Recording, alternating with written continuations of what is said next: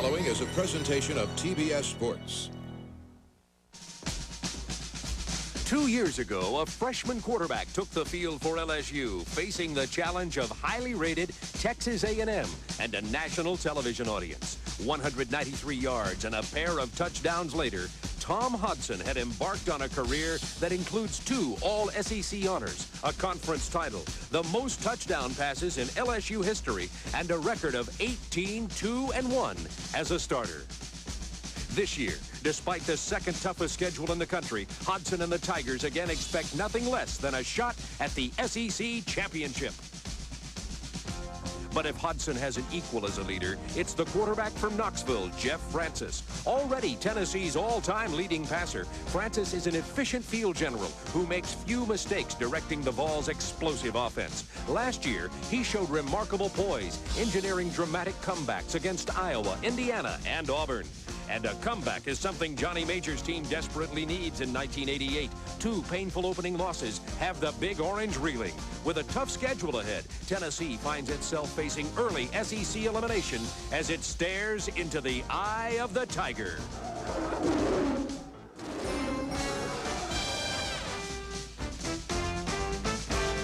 Live from Neyland Stadium on the banks of the Tennessee River, TBS Sports continues its 5th season of SEC football coverage. Over 90,000 fans expected today to watch college football at its best. The 8th-ranked LSU Tigers against the Volunteers of Tennessee. From Neyland Stadium, hello everybody. It's a Smoky Mountain rain today. Along with Tim Foley, I'm Bob Neal. It's been raining steadily here, but there's an artificial surface on the field, and it's in pretty good shape. Everybody is talking about Tennessee's tough start, and specifically with this game, they're talking about the quarterback duel between 2 very good ones, Jeff Francis of the Volunteers and Tommy Hodson of LSU. Both going to be all-time passing leaders at their respective schools, and both very disciplined players, both very unselfish. Francis probably has the stronger arm. Hodson is probably not as methodical as Francis is, though he shoots from the hip a little bit better, but yeah, they're both great leaders. And Tennessee is off to an 0-2 start. It's been a long time since they've gone 0-2, losing to Georgia and then being upset by Duke, and they're trying to get well against a team that's tough to get well against, 8th-ranked LSU. Yes, they've had problems in the offensive line due to graduation and injury. Defensively, they're struggling with personnel, and it's going to be again tough today. Keith DeLong, their leader on defense, will not start. He's got a back problem, and Tennessee's looking at a long season if they can't come up with a victory here against LSU. And 3 specifics about this game today. First of all, LSU has never won a game since 1925 in Knoxville, ever won here. It's raining, and it's an artificial surface, a surface LSU hasn't had a chance to practice on. Well, snow would help probably a little bit more. Anything to equalize it for Tennessee is going to help Tennessee. Any inclement weather is going to probably inhibit LSU's ability to be productive as they'd like to be. And if the kicking game comes into play today in a significant way, LSU has an edge there. They have good punters, very good kicker who holds a lot of LSU records. Tennessee rebuilding what is traditionally a strong kicking game. That could be an edge to LSU. We'll be back here in just a moment with the lineups and the kickoff from Neyland Stadium in Knoxville, Tennessee. But now we're going back to our studios in Atlanta to Craig Sager and the Old Milwaukee Insiders Report. Thank you very much, Bob. And good afternoon. Here is the Inside Report on college football. As athletic director, Michigan football coach Bo Schembechler must be concerned with dollars and cents as well as wins and losses. So far, the Big Blue is in the Big Red on both counts. After losing to Notre Dame, Michigan must now tackle #1 Miami. And it was just announced that the athletic department is faced with a $2 million deficit. As one athletic director said, if Michigan can't make money, there's no hope for the rest of us. As low as Big Ten football appears to be, no one seems to be lower than Wisconsin. The Badgers tried to pad their schedule, but were upset by Western Michigan and are expected to lose today to Northern Illinois. No blue sky on the horizon. Next week, it's top-ranked Miami. Watch the dress code at Clemson today when the Tigers host Florida State. It's a big game in Clemson's quest for the national championship. And on 15 occasions for big games, the Tigers have worn all orange at home. Helmets, jerseys, and pants. In those 15 games, the last one, last November against Maryland, Clemson has lost only once. That was to South Carolina back in 1984. Even if they wore them up in white, don't be surprised if they change to orange just before kickoff. We'll be back with our kickoff, LSU and Tennessee, in just a moment. The Old Milwaukee Insider Report has been brought to you by Old Milwaukee Beer and Old Milwaukee Light, two of America's great tasting beers. It doesn't get any better than this.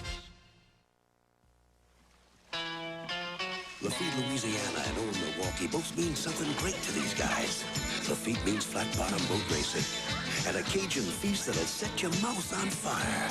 And Old Milwaukee means a great beer, cold, crisp, Old Milwaukee beer and smooth, golden Old Milwaukee Light. There's nothing like the flavor of a special place, an Old Milwaukee beer.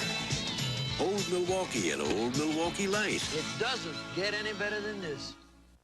There's a new killer on America's roads. One that can murder your car's engine. A killer called sludge. To stop it, you gotta fight it with this. Quaker State Motor Oil with QSX. Engineered to provide the maximum protection you can get against sludge. So before sludge gets you, get the Sludge Fighter. Quaker State. The big Q stands for quality. Always has, always will. Bob Neal and Tim Foley with you from Knoxville, Tennessee. 66 degrees. Winds are light and variable. We've had about 3/4 of an inch of rain here. And LSU has seen the rain before versus Texas A&M. 13 straight wins on the road, dating back to '84 since they lost. However, LSU also knows they have never won a game on Shields-Watkins Field at Neyland Stadium in Knoxville.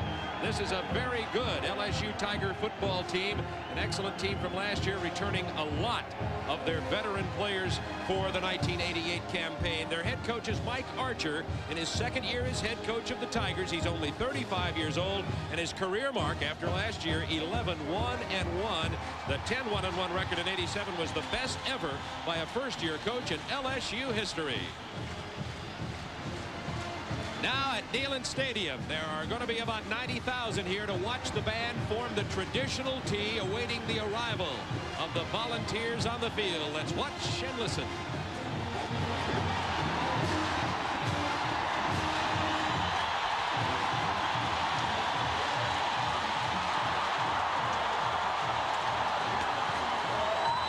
The Volunteers have never lost to LSU here. Have a 15-2-3 record overall against the Tigers, but Tennessee lost the opener at Georgia. Were upset, embarrassed in their view by Duke at Neyland Stadium last week and has gone 0-2. So the Volunteers have their back against the wall, and nobody knows it better than Johnny Majors. You're watching the SEC on TBS Sports.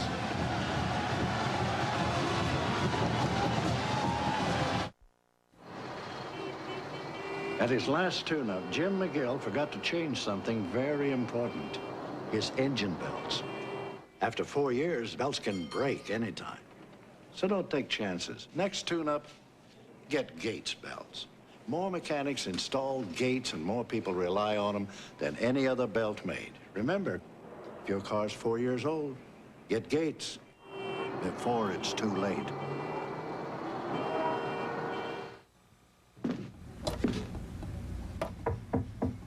Oh, yeah, you got a leak here, somewhere in the wall.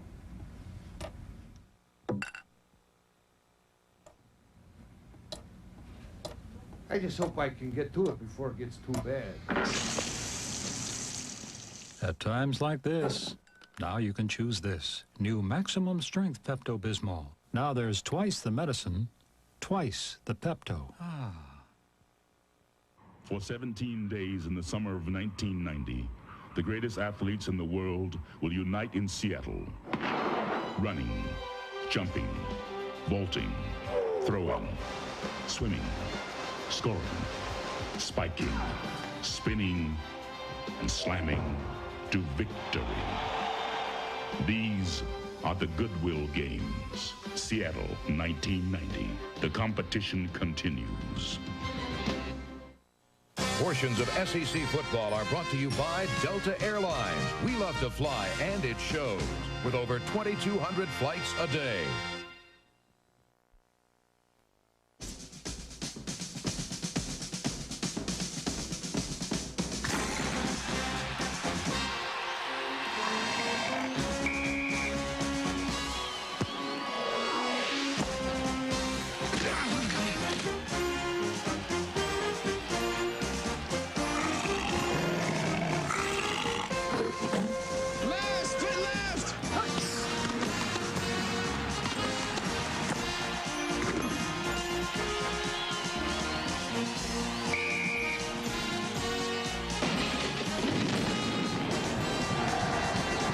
SEC football on TBS Sports is brought to you by Quaker State Motor Oil with QSX for the maximum protection against sludge. And Buick and your Buick dealer. The great American road belongs to Buick. And by the U.S. Armed Forces. It's a great place to start.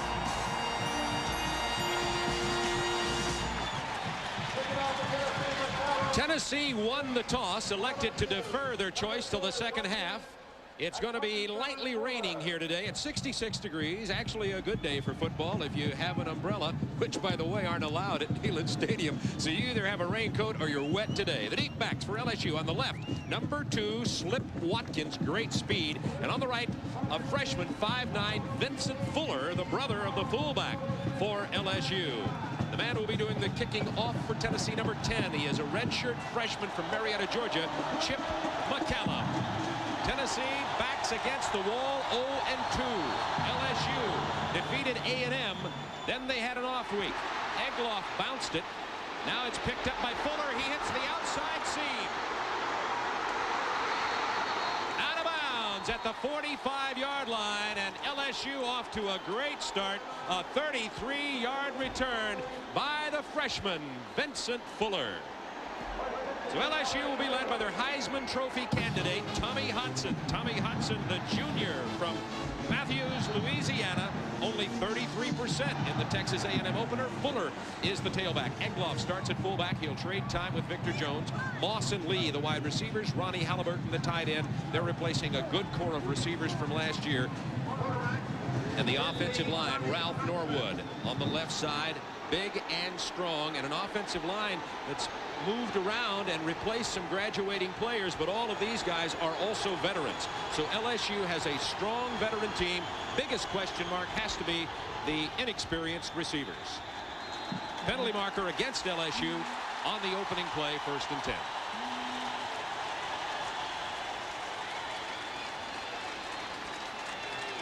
Our officials today, the man in the white hat is Dick Burleson. Dead ball foul. False start. Offense. Here's that Tennessee defense, the much maligned defense, we might add. Starting on the front line, Martin Williams moves up to the middle guard, and Marion Hobby, who's the best player there. Now, we understood Keith DeLong would not start at linebacker, but now we do see him on the field, number 33. He is playing with a sore back. He is the defensive leader. We'll meet the rest of the Volunteer defense in a moment. 1st and 15.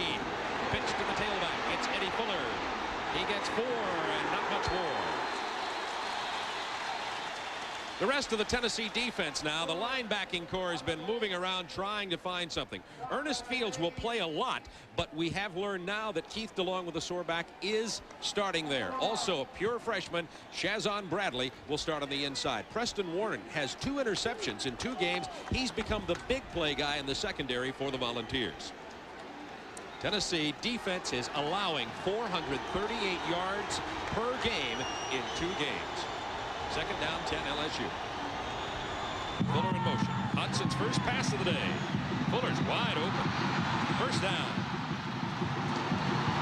To the 37-yard line of Tennessee, hit by Kelly Days. And Bob, this is a formation that you'll see throughout the afternoon. This time they offset the running back, bring him in motion to the strong side. Hodson reads it, just a zone, dumps it off to the flare control in the flat. He makes the catch, and here has been one of Tennessee's problems. As Jeremiah Lincoln comes up, misses the tackle against Georgia. Georgia gained over 100 yards after missed tackle. So Tennessee's got to make sure there. 18-yard gain on the pass play. 1st and 10 from the Volunteer, 37. Hand off to Victor Jones, the fullback, who had lined up deep that time, and he gets to the 31-yard line. He's hit by Keith DeLong. DeLong, we're talking about that sore back, Tim. How sore is it? Bob, he hasn't practiced all week this week and had limited practices in weeks before. It's a problem that's been with him throughout his career that he's kind of fought off, but he was hit on it last week, and it is very stiff and really limits the mobility of an outstanding linebacker. 2nd down, 4 LSU. Tennessee 31-yard line. Opening drive of the ball game from Knoxville. Eddie Fuller tries the left side behind Norwood. To the 25, 1st down LSU. LSU lost some players in their offensive line last year. Andel Sack, as Mike Archer looks on, is with the Lions. let's see, Albergamo is in medical school now, but a couple of great performers. But as you mentioned, all of their players up front, Rodrigue, Norwood, Kuti, Kubiks, and Packnett have experience, at least 7 games worth of experience, and they are healthy, feeling good, as opposed to Tennessee's offensive line that's really banged up. First down 10, just outside the 25. They spotted at the 26-yard line. Tailback, Eddie Fuller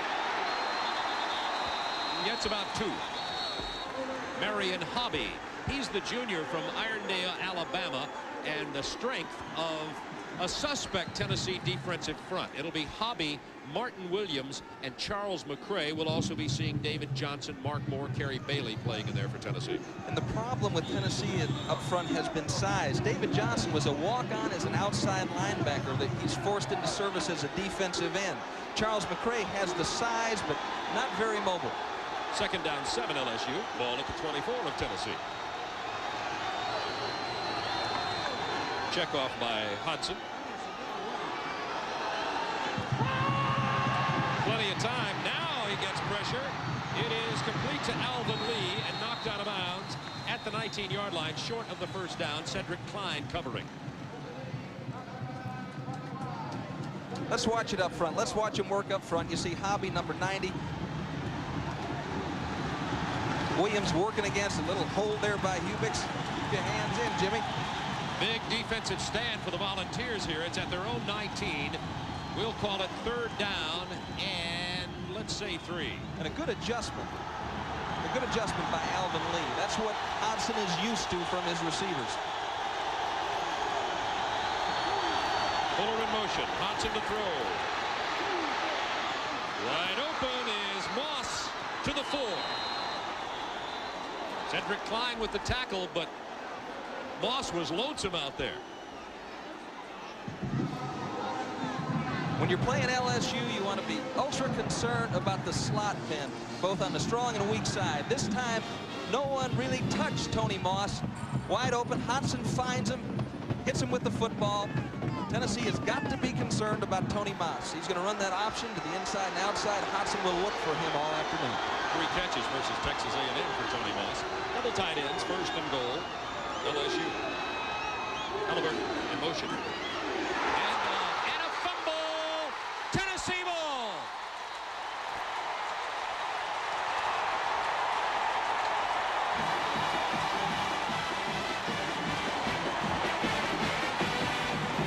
It was number 25, Jeremy Lincoln, who came up with the ball. Good job here by the defensive front for Tennessee. Watch him submarine. Watch him get down underneath, forcing the back to leap into the air. And the ball just slips away from Victor Jones. Jeremy Lincoln, the cornerback from the right side, hustling to try to get there to help on the play, comes up with a big play. Tennessee has it now at their own 1-foot line. Full house backfield. They give it to fullback John Rollins. Drives to the 5. Well, LSU started that drive at the 45, slipped back to the 40, then got it to the 1 before the fumble. Let's meet the Tennessee offensive football team. 3-year starter, all-time yardage leader Jeff Francis starts at quarterback. He's a good one, completing 61% of his passes so far this year, 611 yards, 2 TDs, and has thrown 3 interceptions. Second down 6 from the 5. It's Rollins again, driving to about the 6.5. When Jeff Francis needs to go to backfield, John Rollins will run it in these kind of short yardage situations. 85 because he's a former tight end. Reggie Cobb, the great Tennessee running back, one of the best freshmen in SEC history. Terrence Cleveland, Thomas Woods are the split ends. They're good receivers, and Nate Middlebrooks, the tight end. Ray Robinson will have his hands full today with 62 LSU nose guard Darrell Phillips. Third down 5, Tennessee.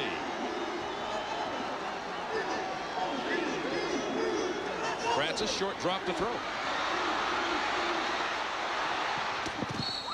Just had to get rid of it. Actually threw it from out of bounds to out of bounds. Tennessee can't convert. Wanted to throw it to Alvin Harper. Good pressure from LSU. And now Tennessee is going to punt from their own end zone. The punter is a junior from Apopka, Florida, Ken Elmore. And this might be interesting, Tim. Mike Archer spends a lot of time on special teams. He and Joe Wessel run that for LSU, and they like to put pressure on the punter. Don't be surprised to see LSU coming strong after this punt. Elmore gets it away, and it's a good one. Fair catch by Greg Jackson back out at the 48-yard line of Tennessee. So the Volunteers dodge a bullet on the Victor Jones fumble. Can't get the first down. Turn it back over to the Tigers with 10:01 remaining in the first quarter. You're watching the SEC on TBS Sports. Remodeling or renovating? Everyone's doing it.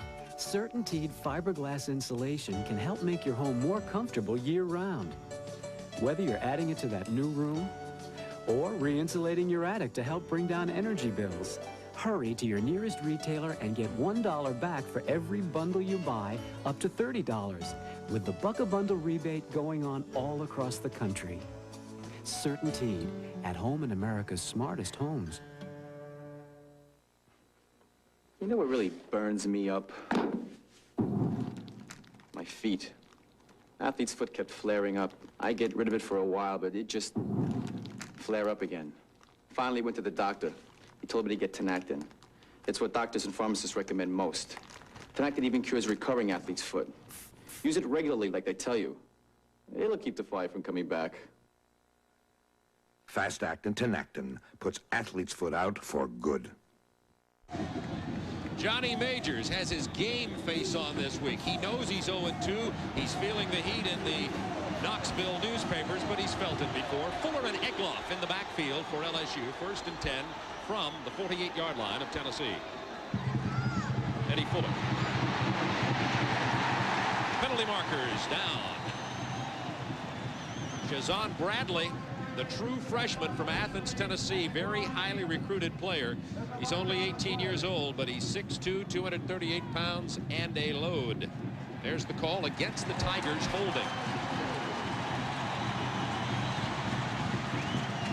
Bob, in reviewing the film, the Tennessee defense has had real problems in the first 2 games. I mean, that's no secret. And the toughest job the LSU coaches would have this week, getting their players ready for Tennessee. 10-yard penalty against the offense. Repeat, first down. Is that Tennessee's defense has just looked poor. There's been some good effort, but it just does not look, it looks porous. And you're trying to convince these kids that Tennessee's backs up against the wall. They're going to be a better team that they've seen on film, but it's got to affect your concentration a little bit. So it's 1st down and 18 for LSU following the holding penalty. Now it's back to the 43-yard line of the Tigers. That's Egloff in motion, the fullback. Good protection. No, it broke down, but Hodson got it away anyway. Broken tackle, Alvin Lee to the 48-yard line, the original line of scrimmage. Tony Nelson made the stop. Hodson stood there all alone. All of a sudden, an orange jersey came pouring in on him. Quick release, got rid of it. It was Tracy Hayworth in his face. 88. And Bob, they're doubling Alvin Lee on that particular pass pattern, and a beautiful job underneath by Preston Warren. He had deep help. It wasn't there right away, but Alvin Lee worked hard to get back to the football. Hodson throws the ball. What you're seeing is Hodson developing a lot more confidence in these wide receivers. There's Alvin Lee replacing Wendell Davis. Raji McGee, some good ones who left. Egloff, big hole in the middle. It closes quickly to the 44-yard line of Tennessee, tackled by Keith DeLong. Let's watch Keith DeLong here, the leading Tennessee Vol tackler last year. Sets up, begins his drop, reacts to the draw. Just a solid all-around football player, plays to the top of his potential, and he is playing this afternoon with an injured back that in a normal situation he would not play. Ernest Fields would be in there, but he knows how important this is to his team's season. Tennessee's last in the league in stopping third down conversions. It's 3rd and 6 for LSU. And it looked like DeLong was trying to call timeout. He may have got a timeout called before the snap. I think that's it. He did. DeLong called the timeout, and Tennessee stopped it. DeLong, no doubt, had great fears that Hodson was going to pick him apart. We'll be right back to Neyland Stadium. In keeping with the special spirit of the U.S. Olympic team, Buick presents 3 special Regal Olympic coupes. 3 distinctive personalities, from sporty to luxury. There's nothing more regal on the great American road. Red, white, and Buick. Now at your Buick dealer for a limited time.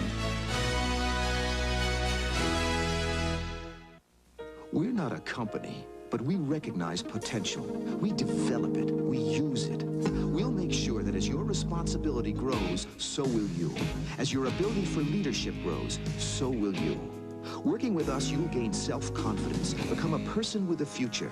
We're not a company. We're your country. We're the Marines, the Army, the Navy, the Air Force. We're the Armed Forces. It's a great place to start. 29 years ago, one of the most famous plays in Tennessee football history. LSU has scored to close to within a point and goes for the win as Billy Cannon gets the call for the 2-point conversion. But the future Heisman winner is stopped short by Wayne Grubb, Charlie Severance, and the late Bill Majors. The 14-13 final was LSU's only regular season defeat of 59, and a painting of that famous play hangs today in Bill's brother's office, and that's head coach Johnny Majors. 3rd and 6. See if Tennessee's timeout helps them defensively. Hudson, Tennessee drops into coverage. It is complete, short of the first down. Penalty marker down in the defensive backfield. 25 Lincoln covering number 6 Tony Moss. Preliminary indication Tennessee penalty.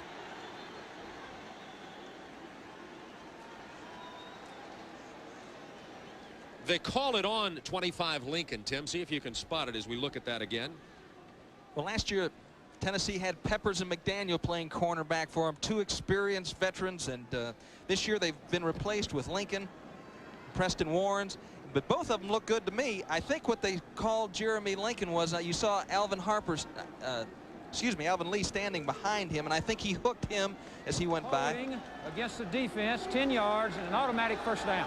Right, that's the difference in pass interference. It gives them a first down anyway. Not the man who caught the ball or was going for it, but he was holding up the receiver. Good call, Tim. It moves it to the 35. Here's Mike Archer. He's done a fantastic job at LSU. First-year coach coming on 10-1-1. Got his team ready to play every week. And really, I don't think anybody's really recognized the job that he did there, overcoming the situations that he had to overcome in any first-year responsibility. Scoreless game, 7:43 to go, first quarter from Neyland Stadium. Bob Neal, Tim Foley with you. LSU got to the 1 and fumbled previously. Eddie Fuller gets the handoff, makes the cut, first down to the 23-yard line. Excellent Tennessee penetration, but about a step too late. 12-yard gain by Eddie Fuller. LSU using motion. It's creating some confusion in the Tennessee secondary. Not confusion, just movement, changing of assignments. Great job by Packnett there blocking as Fuller takes it up inside. The purpose of motion, moving the tight end, motioning the flanker, is to create changes, cause the defense to think about other things than playing their responsibility. People off balance, and Tennessee looks off balance. First down 10 from the 23. Eddie Fuller driving to the 20. First tackle, Keith DeLong. He's had 3 this afternoon, and the penetration on 2 or 3 plays by the Tennessee defense has been coming from junior outside linebacker Tracy Hayworth, 88. He was the man back there at the exchange when Fuller slipped it and got the first down yardage. Hayworth and Kimbrough, both veteran players on defense for Tennessee. The problem that Ken Donahue and the defensive coaches have is they're outmanned. Man for man, LSU's offense is better than their defense. They have to be creative, but they don't want to be so creative that they cause confusion.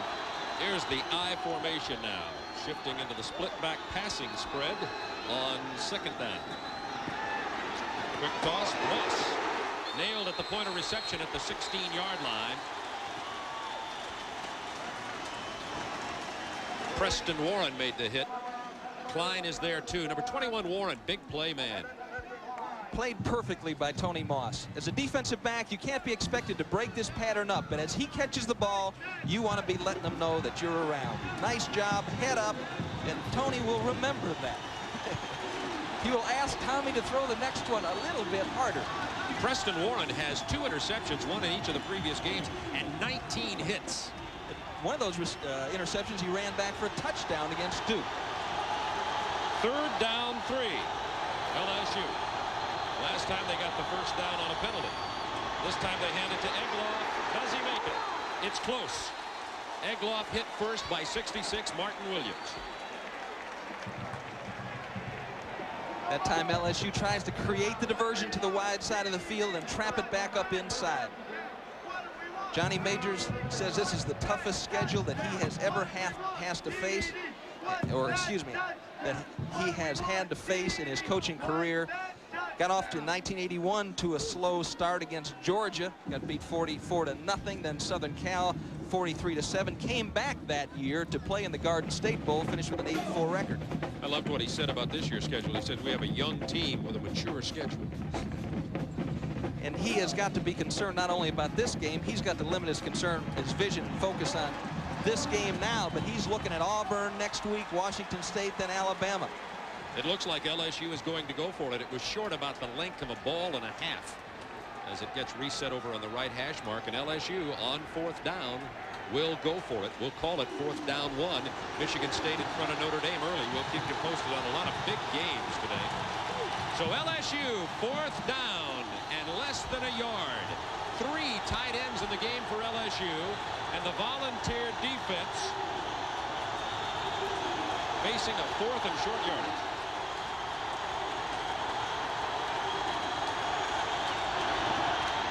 Fuller, 1st down, LSU to the 10.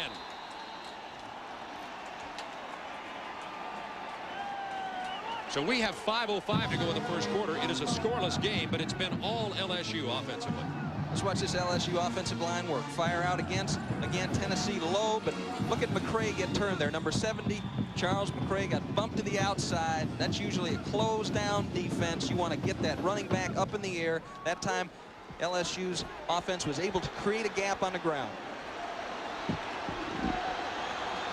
1st down 10, just outside the 10 for the Tigers. Moss in motion. Misdirection. Fuller to the 5. Preston Warren with the tackle. Bob, what's happening on that motion? They lined up strength into the sideline, bring the flanker back in motion. What's happening is it's changing the run support for Tennessee. LSU then running back to the tight end to try to take advantage of that change in support. Along with Tim Foley, this is Bob Neal from Neyland Stadium in Knoxville, Tennessee. 4:19 to go, quarter number 1. LSU has its 2nd down goal from the Tennessee 5. LSU had it inside the Tennessee 5-yard line on their opening possession, but Victor Jones, the fullback, fumbled. Tennessee couldn't get the 1st down. After the punt, LSU is driven back to the 5. Here is Jones again. Stopped at the 5. Hit by Keith DeLong. 4 tackles already for DeLong early in the ball game. It'll be 2nd down goal, LSU.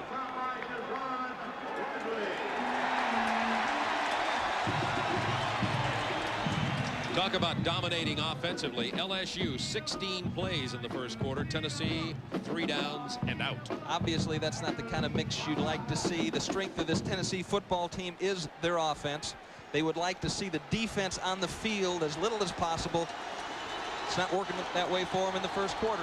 Now here's another opportunity for the Tennessee defense. 3rd down and goal, LSU from the 5. Hudson calls timeout. Now he may be talking about crowd noise here, but the timeout has been charged to LSU. I think he was concerned about an early start of the playing clock on the field, the 25-second clock on the field. We'll be back in a moment. 3:16 to go, quarter number 1.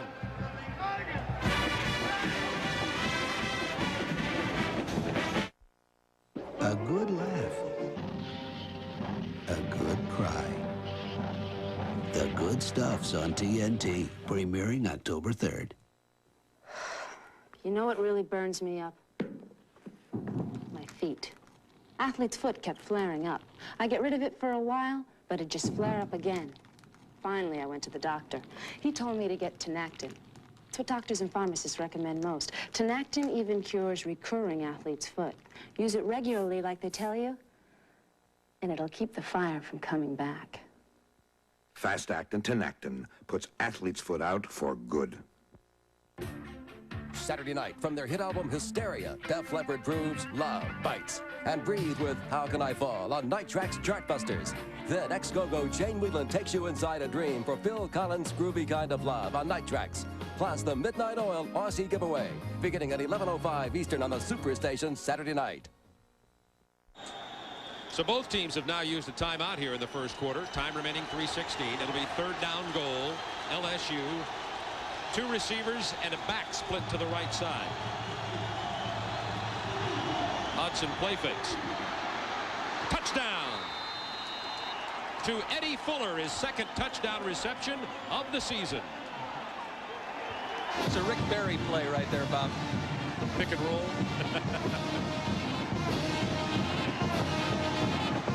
Watch Tony Moss come in motion, number 6. He's going to come into your screen right there, and he is going to tell the official that he's running across the field. Actually, what he's doing is looking for the guy that's covering the strong back.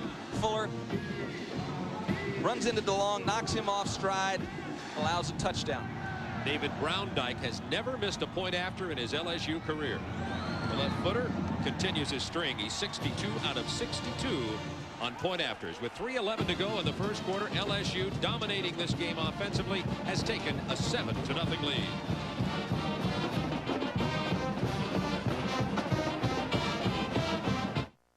Snake River, Wyoming and Old Milwaukee both mean something great to these guys. The Snake River means fly fishing for lunker cutthroat trout.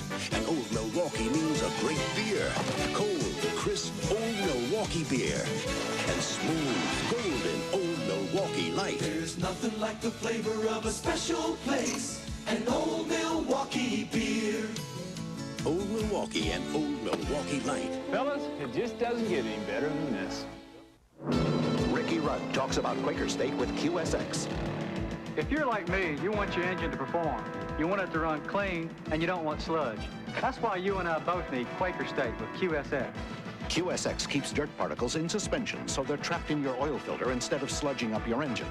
No other oil runs cleaner or fights sludge better. And the Quaker State I use in my car is the same oil you can buy right off the shelf for your car.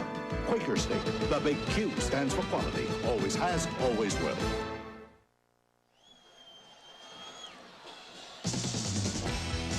Next week, we'll see Georgia's awesome backfield that was born to run. Worley, Hampton, Henderson getting a workout against the 14th-ranked South Carolina Gamecocks. That's next Saturday in Columbia, South Carolina, beginning at 12:30 Eastern, 11:30 Central. And now Tennessee will get an opportunity to try something on offense. Their first offensive series was first down from their own 1-foot line, so we really didn't get to see the volunteer offense in motion. Deep back is Keith Davis, number 28. Lets it bounce in and out of the end zone. Touchback. Tennessee will take over. First down 10 from their 20-yard line. So the first Tennessee possession was 3 downs and out, but this time they start from the 20. Let's watch this replay of the touchdown now. Great job of camera work here. Tony Moss comes back in motion. This is a play that everybody runs, but it's just so hard to stop. He takes it inside. Great job of defense by Kelly Nate. Knocks him off, but you see Keith DeLong running into your picture. It cuts off DeLong's angle. He can't get to the running back Fuller in time to prevent the throw, and it's a touchdown for LSU. That was an offsides call on the kickoff against LSU. They'll penalize them 5 and kick it off again. Tennessee with an opportunity to establish a little bit better field position for Jeff Francis and company. There's the scoring drive, 48 yards. That's after LSU had taken it inside the 5 and fumbled. Tennessee punted it out to the 48, and then LSU drove it back and consumed nearly 7 minutes before they got the 6 and the point after. And Ed Zombrecker, who's calling the plays for LSU, the offensive coordinator, has to be very happy with that drive. They ran the ball, they mixed in the pass, just the same possession kind of option passing that LSU used so effectively last year. And Jerry Sullivan, as you look at, he's looking at his page right there. Jerry Sullivan's the receiver coach, and he's actually the mentor of Wendell Davis and Raji McGee and Kitchen, and he's the guy that's teaching these new group of receivers they have. He calls them the midgets. Archer called them the Smurfs, because they're all little rascals. If you're under 5'8", Jerry Sullivan gets to coach you because you're now a wide receiver at LSU. There's a stat Tennessee doesn't like very much. They have fallen behind all season long, but they did that last year and came back and won some games. Yes, and Jeff Francis led them back to 4 victories after they were behind in a tie with Auburn. So this team's got a lot of character. John Janung kicking off for LSU. And a better break for Tennessee from the 11, Keith Davis. Nice move. Davis drives to the 34. So that was a net gain of 14 yards on the LSU offside. First hit by Mike Hebert from New Orleans, Louisiana. 24-yard run back by Keith Davis. And at the 34, the Tennessee Volunteers now with an opportunity to go into the kind of offense we'll see, Tim. The Walt Harris called offense. Walt does a marvelous job as the offensive coordinator here at Tennessee, and he will make this LSU defense cover the field. Receiver split wide. Hand to the fullback, Roland Poles, who is lined up deep, diving over the middle and gets it out to the 38-yard line. Reggie Cobb goes in for Poles now. So they open with Reggie Cobb on the sideline, and Reggie Cobb is the sophomore from Knoxville. He had 182 yards versus Duke last week. Was SEC Offensive Player of the Week for that effort. Averages nearly 6 yards a carry, has 7 catches already this year. They're integrating him into the pass offense a lot more frequently than they did last year. They want the ball in his hands. Second down, 6. Volunteers trailing 7-0, closing moments of the first quarter. Play fake to Cobb. Francis steps in there, can't find anybody. Back to the line of scrimmage, maybe a little more before he goes down. Ron Sancho, number 52, will get the tackle. Speaking of Sancho, great linebackers from LSU. Thunder and lightning. Here comes Ron Sancho. Been a 4-year starter at LSU. Just good arm over, keeps his feet going, works his way around Phil Stewart there. Good effort by Stewart to keep him off, but Sancho keeps after Francis. Nice job of coverage by the LSU secondary that forced Francis out of the pocket. All right, receivers are number 4 Cleveland, number 5 Woods, split out wide at the top of your screen. Francis dropping into the pocket. Penalty markers down. Francis hit as he throws, almost picked off. Closest man to the ball was Jamie Bice, number 40 of LSU. That ball was a die and duck. Darrell Phillips had shot right up the middle and was in the face of Jeff Francis. Penalty marker down in the Tennessee backfield. I'll tell you, Clint James, Darrell Phillips, Carl Dunbar, the up front 3, and then you'll add those linebackers for their up front 7. Holding, offense, decline. And they're probably as good as anybody in the country. Mike Archer certainly feels that way. He'll stack his front 7 against any front 7 in the SEC. Look at Clint James' work there. Nice job on offense by Simons. But the pocket eventually collapses as Darrell Phillips, an all-SEC performer, breaks through. They decline the penalty. Tennessee on 4th down will punt. Let's see if LSU elects to go for it this time. No, they're into a coverage for the punt. Ken Elmore with the punt. Good hang time. Jimmy Young at the 23. Right up the middle. Breaks a tackle or 2, but then goes down at the 31-yard line, where LSU will take over again with 1:29 to go in the first quarter. So Tennessee offense can't get untracked once again. 39-yard punt, 8-yard return. Francis is 0 for 2. Meanwhile, Heisman Trophy candidate Tommy Hodson of LSU is 6 out of 6 for 55 yards and a touchdown. Both good, solid quarterbacks. Obviously, this year, Hodson has the better supporting cast. People just really tend to overlook how important that interior line is for the success of a quarterback. Number 2, Slip Watkins. Number 34, Victor Jones in the backfield for LSU. There's Jones. He's the man who fumbled on the goal line earlier. He's tackled at the 33. Marion Hobby, number 90, with a stop for Tennessee. People talked about Hodson being off a little last week. His completion ratios are usually around 60%. Last week only 33% against Texas A&M, but he's getting used to new receivers. They had loads of rain. This is like home for LSU. They had loads of rain all preseason. They've got several practices rained out, and they just haven't had as much work as they'd like to have. Very little, if any, rain falling now. About 2 yards short of the first down for Slip Watkins. He is a slip of a guy, 5'11", 180, junior from Fort Lauderdale. And as Mike Archer said, on this artificial surface, if Slip Watkins can get it outside and turn the corner, it's over. Yeah, he's really interested to see what will happen if Watson hits the corner running downhill on the slope and the artificial, because this guy here qualified for the Olympic trials. He's the 3rd fastest man in the country in the 200 meters. 24 seconds to go in the first quarter. LSU leading 7-0, and it's 3rd down 2.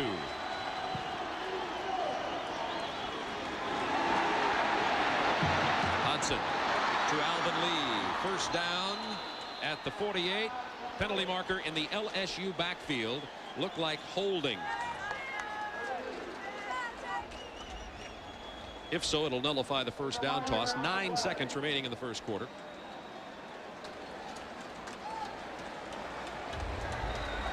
Personal foul over here. Personal foul over here. We'll replay the down. Replay the down. They'll replay the down, so it still works out well for Tennessee. It was holding. It was just what you might call intense holding. Let's watch what's happening to the Tennessee defense on motion. Look at the change here as the back comes in motion. In that particular play, they're playing man-to-man, so Bradley was the only person that moved. We'll show you something a little bit later on that shows the rotation of the Tennessee defense on motion. And this is the effect that LSU is trying to create. Looks like Hobby had mixed it up with Todd Coutee. That's where the double personal fouls came from. That's the end of the first quarter. LSU ball leading 7-0. You're watching the SEC on TBS Sports.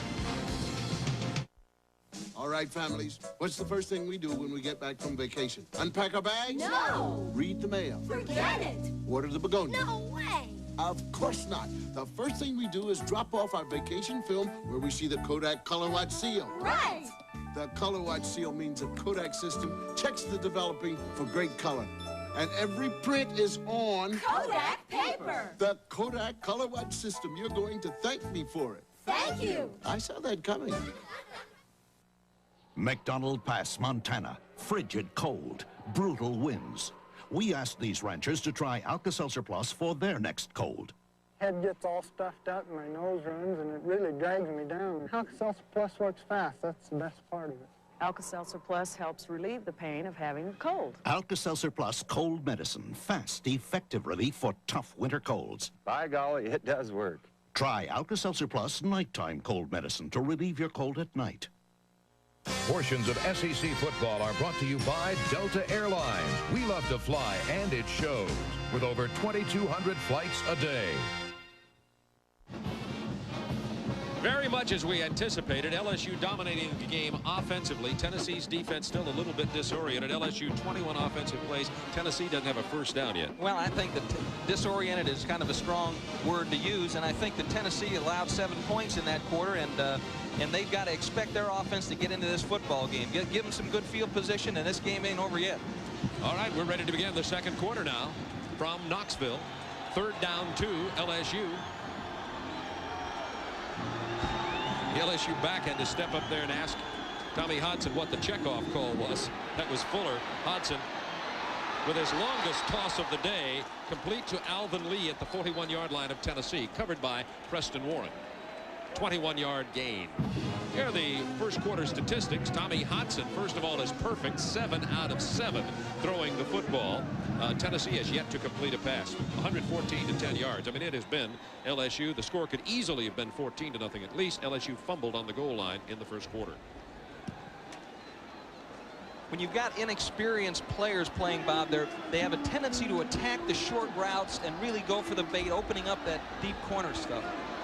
Victor Jones leads the way for Slip Watkins to the 29-yard line. Slip Watkins for 11 yards. The stop was made by 39 Kelly Days and 40 Shazon Bradley, the 18-year-old freshman linebacker for Tennessee. And this is what Mike Archie was looking for.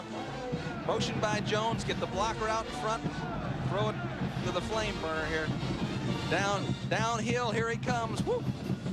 Shazon Bradley reacts back to help make the stop. Looks like Kelly Days coming over helping out. One thing that you can say about this Tennessee defense is that they're always hustling. They were behind 31-7 against Duke, came back to within 3. First down 10 LSU. Watkins in motion.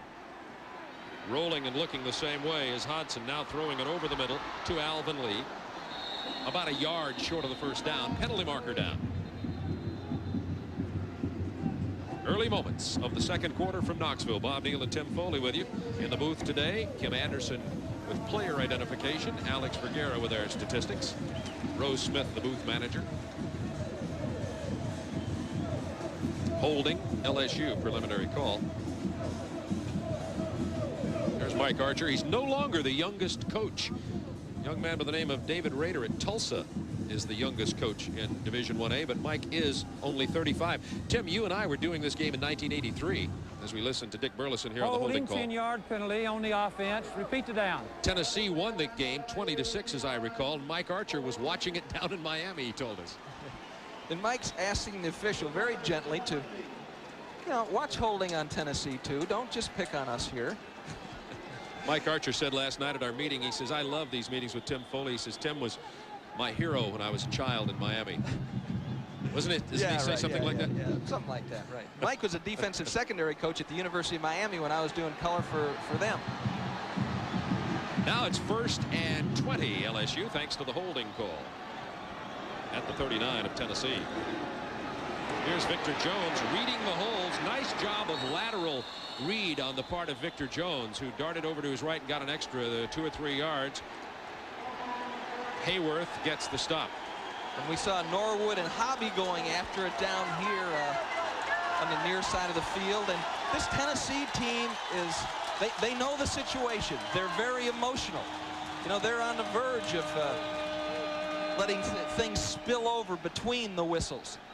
And it's frustrating for fellas like Hobby, who's been around here, been a good performer, to go through the last 2 weeks. And it's discouraging for the coaches. Hobby's mixed it up with Kuti, the center, and Norwood, the tackle. See who's next. 2nd down 15, LSU. That's it. Fuller to the 27-yard line. LSU must cross the Tennessee 20 for the 1st down.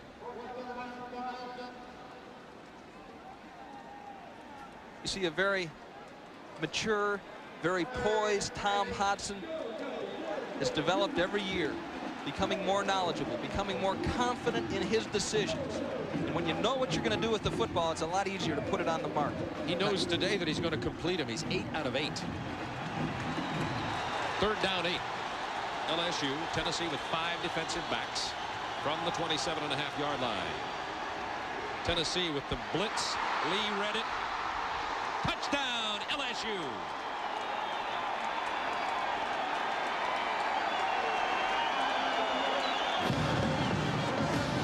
Tennessee sent him. Hodson and Lee saw it. Sprinted down the sideline to the junior from Beaumont, Texas. That's his first TD reception of the year.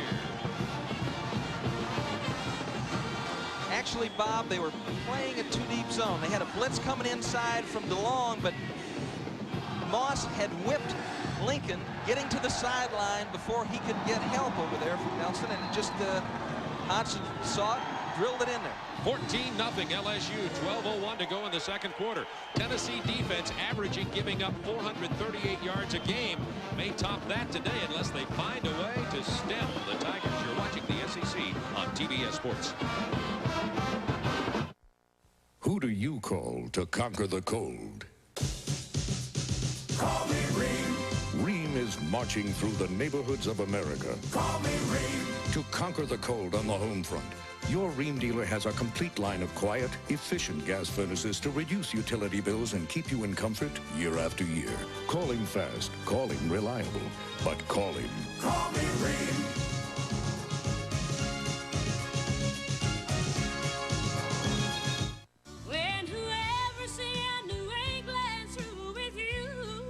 I used to think being a country singer was all glamour and bright lights.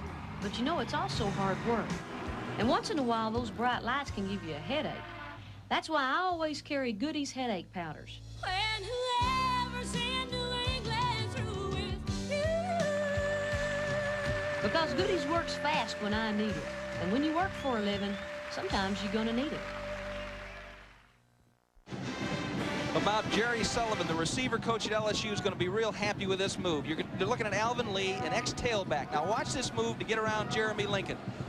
Heads him up, a little quick foot stutter, and now watch that arm come over. Jeremy Lincoln's got to jam that wide receiver, keep him off the sideline. Lee clears him immediately. Hodson reads it, pops it in there before Nelson can get over to help. Touchdown, LSU. Good job by Alvin Lee. Boy, I'm saying that about a receiver. That's hard for me to say. Alvin Lee had 2 catches all last year. Had 4 against A&M, and now he has the first touchdown reception of his career. Keith Davis for Tennessee to the 28 and down. Scoring drive for LSU this time. They really had 3 scoring drives, but fumbled on the goal line. It could easily be 21-0 by this time. 69 yards on that one in 4 minutes 28 seconds, and Alvin Lee's 27-yard touchdown catch makes it 14-0 LSU, 8th ranked in the country. Tigers coming off a superb year last year. A lot of people think Tennessee was going to be a challenger for the SEC title. They are 0-1 with the loss to Georgia. They can sorely afford to go 0-2 in the conference today. Francis gives it to Cobb to the 34-yard line. Gain of about 6 by Reggie Cobb. Tennessee has 0 yardage passing and 17 yards running, and we have 11:41 to go in the second quarter. LSU approaching 200 yards of total offense in a quarter and a third. See, LSU has the benefit of being able to play a pretty vanilla defense. They move their fronts around a little bit, but they play mostly just on talent and ability. It's like Nolan Ryan. He doesn't have to throw a lot of junk. He just throws it by him. Second down 3, Tennessee. Francis. Cobb hit in the backfield. Very little, if any, gain. LSU saw that coming. We haven't had a chance to talk about LSU's defense very much, but 70 James, 62 Phillips, and Carl Dunbar are tough. There's Slip Watkins and Eddie Fuller, the backfield tailbacks for LSU. But we're speaking of the defense right now. They call that front line Heavy D and the Boys. That's Darrell Phillips' term. He's the leader of the front 3. Now it's 3rd down 3, Tennessee. Heavy D is number 62.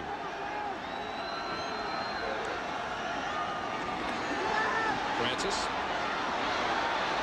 Great grab for a first down at the 35-yard line. Number 5, Thomas Woods, beat LSU's best cornerback, Mike Mays, 24.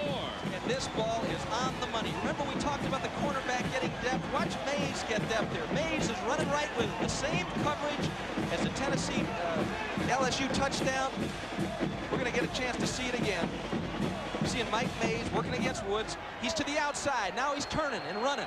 What a throw by Jeff Francis, right on the nose. That ball was thrown downfield far enough that Bice could have helped more. 30-yard gain, first down of the day for Tennessee. The handoff to Roland Bowles, tackled by Darrell Phillips.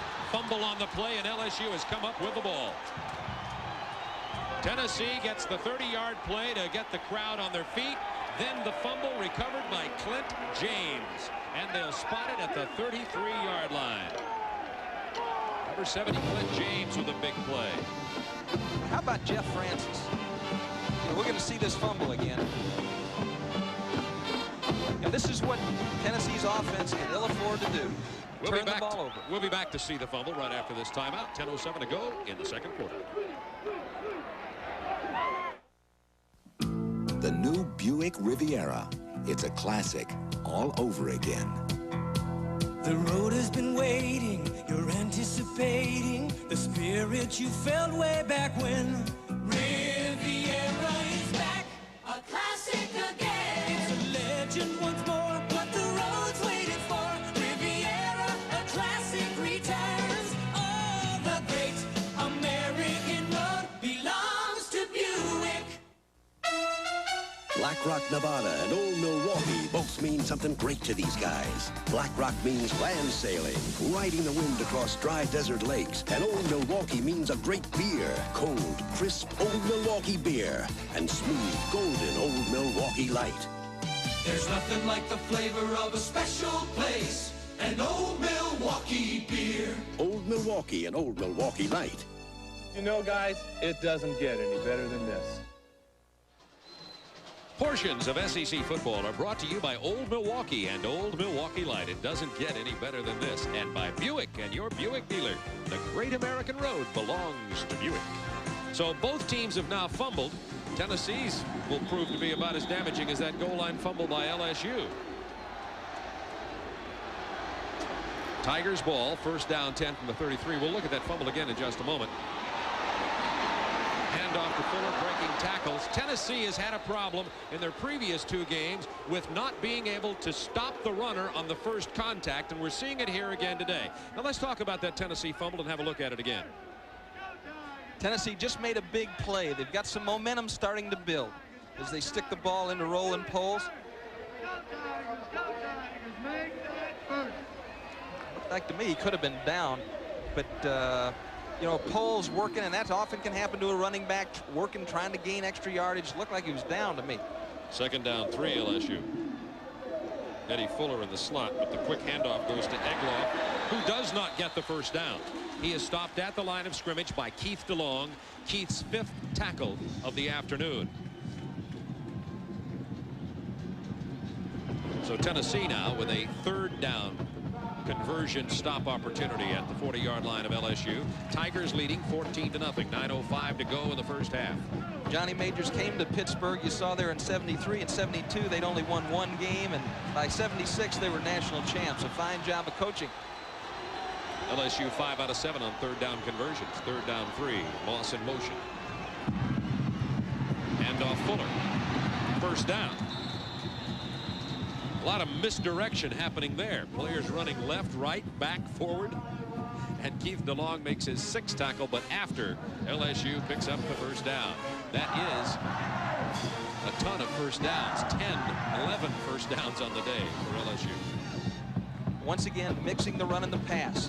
And Fuller, you know, Harvey Williams is one of the best running backs in the SEC. They lose him along with graduating 3 starting wide receivers, 2 linemen, and Williams. Fuller's really stepped in and done a remarkable job at tailback. First down 10. It's Fuller and Egloff in the backfield. Hodson to throw. Lee is open. He is hit instantly by number 6, Tony Nelson.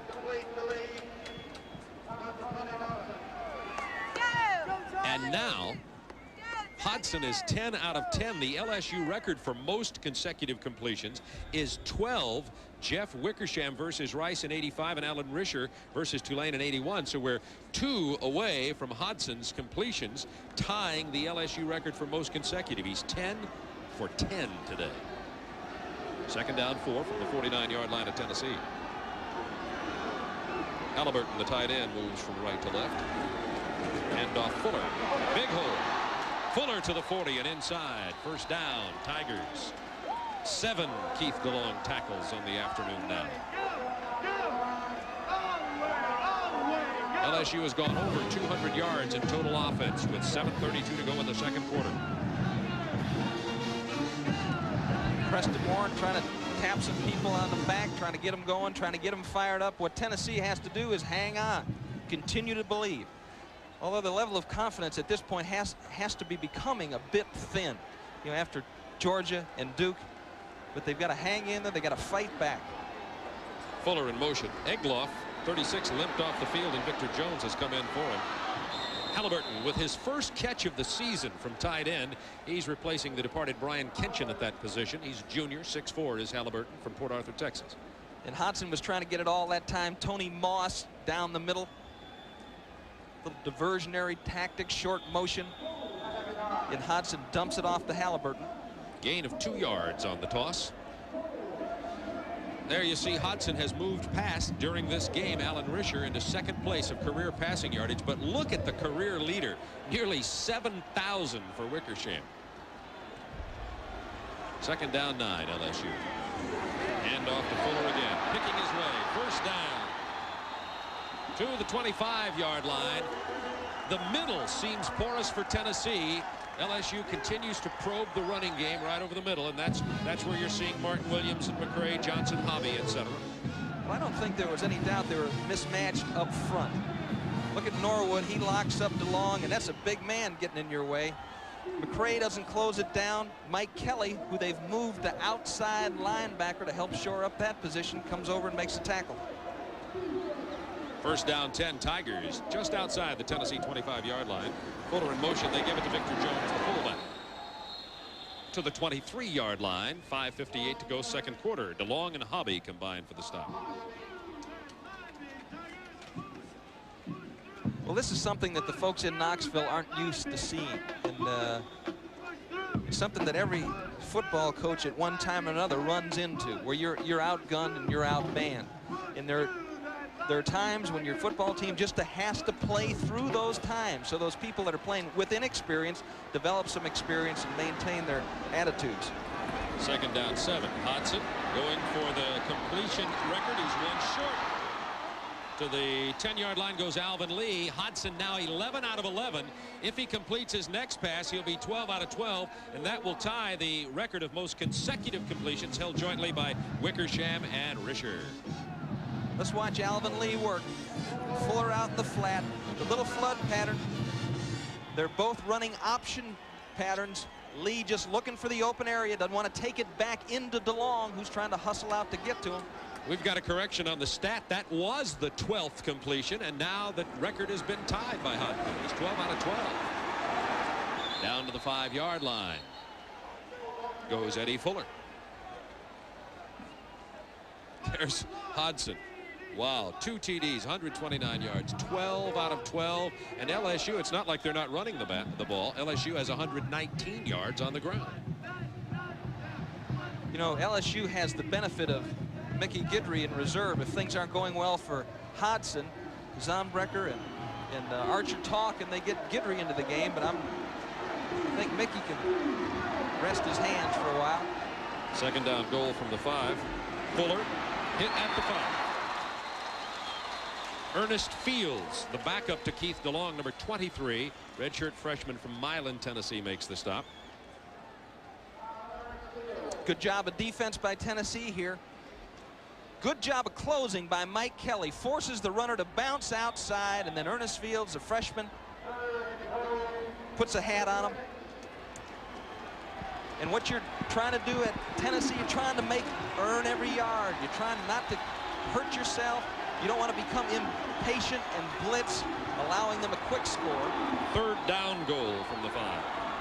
Hodson. Incomplete, almost a touchdown. It was intended for 6 Tony Moss. He couldn't hold on to it. He was sandwiched over there. So LSU does not get 7 now, but with the ball at the 5, LSU will bring in the field goal team. David Browndyke, the left footer, will attempt to go for 3. And Hodson drills it, and he sneaks it in there between Days and Preston Warren, but Tony Moss just can't hang on. Nice throw. Would have been a nice catch, but good defense. Ball will be spotted at the 12, so it'll be a 22-yard field goal attempt.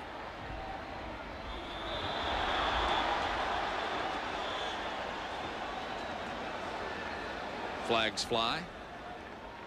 Hayworth and Moore for Tennessee. That was number 88 and 74. Jumped off and made contact. Flag. Oh, there was a flag. I think he meant inadvertent flag.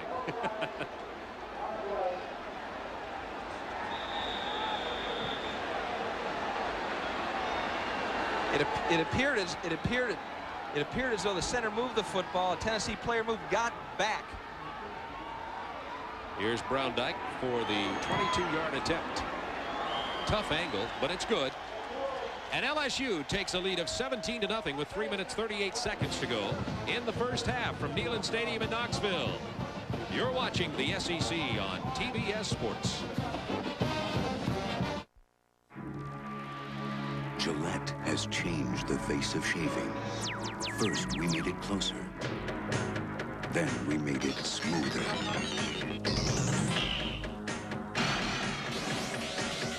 Atra Plus. Its Lubra Smooth Strip actually releases lubricants to glide the razor more smoothly. Incredible smoothness from the first stroke to the last. The Atra Plus system. First we made it closer, then we made it smoother. For 17 days in the summer of 1990, the greatest athletes in the world will unite in Seattle. Running, jumping, vaulting, throwing, swimming, scoring, spiking, spinning, and slamming to victory. These are the Goodwill Games. Seattle, 1990. The competition continues. Elsewhere around the country, Lou Holtz has never won at Michigan State. Now in his 4th try, he has a 6-3 lead at intermission. Maryland went ahead of West Virginia 14-0, but Major Harris has led the Mountaineers back. They now lead 24-21, and Vandy is on top of Rutgers 10-7. Now back to LSU and Tennessee. Bob and Tim. Craig Sager will keep you posted on all the scores all afternoon from our studios in Atlanta. 17-0 LSU.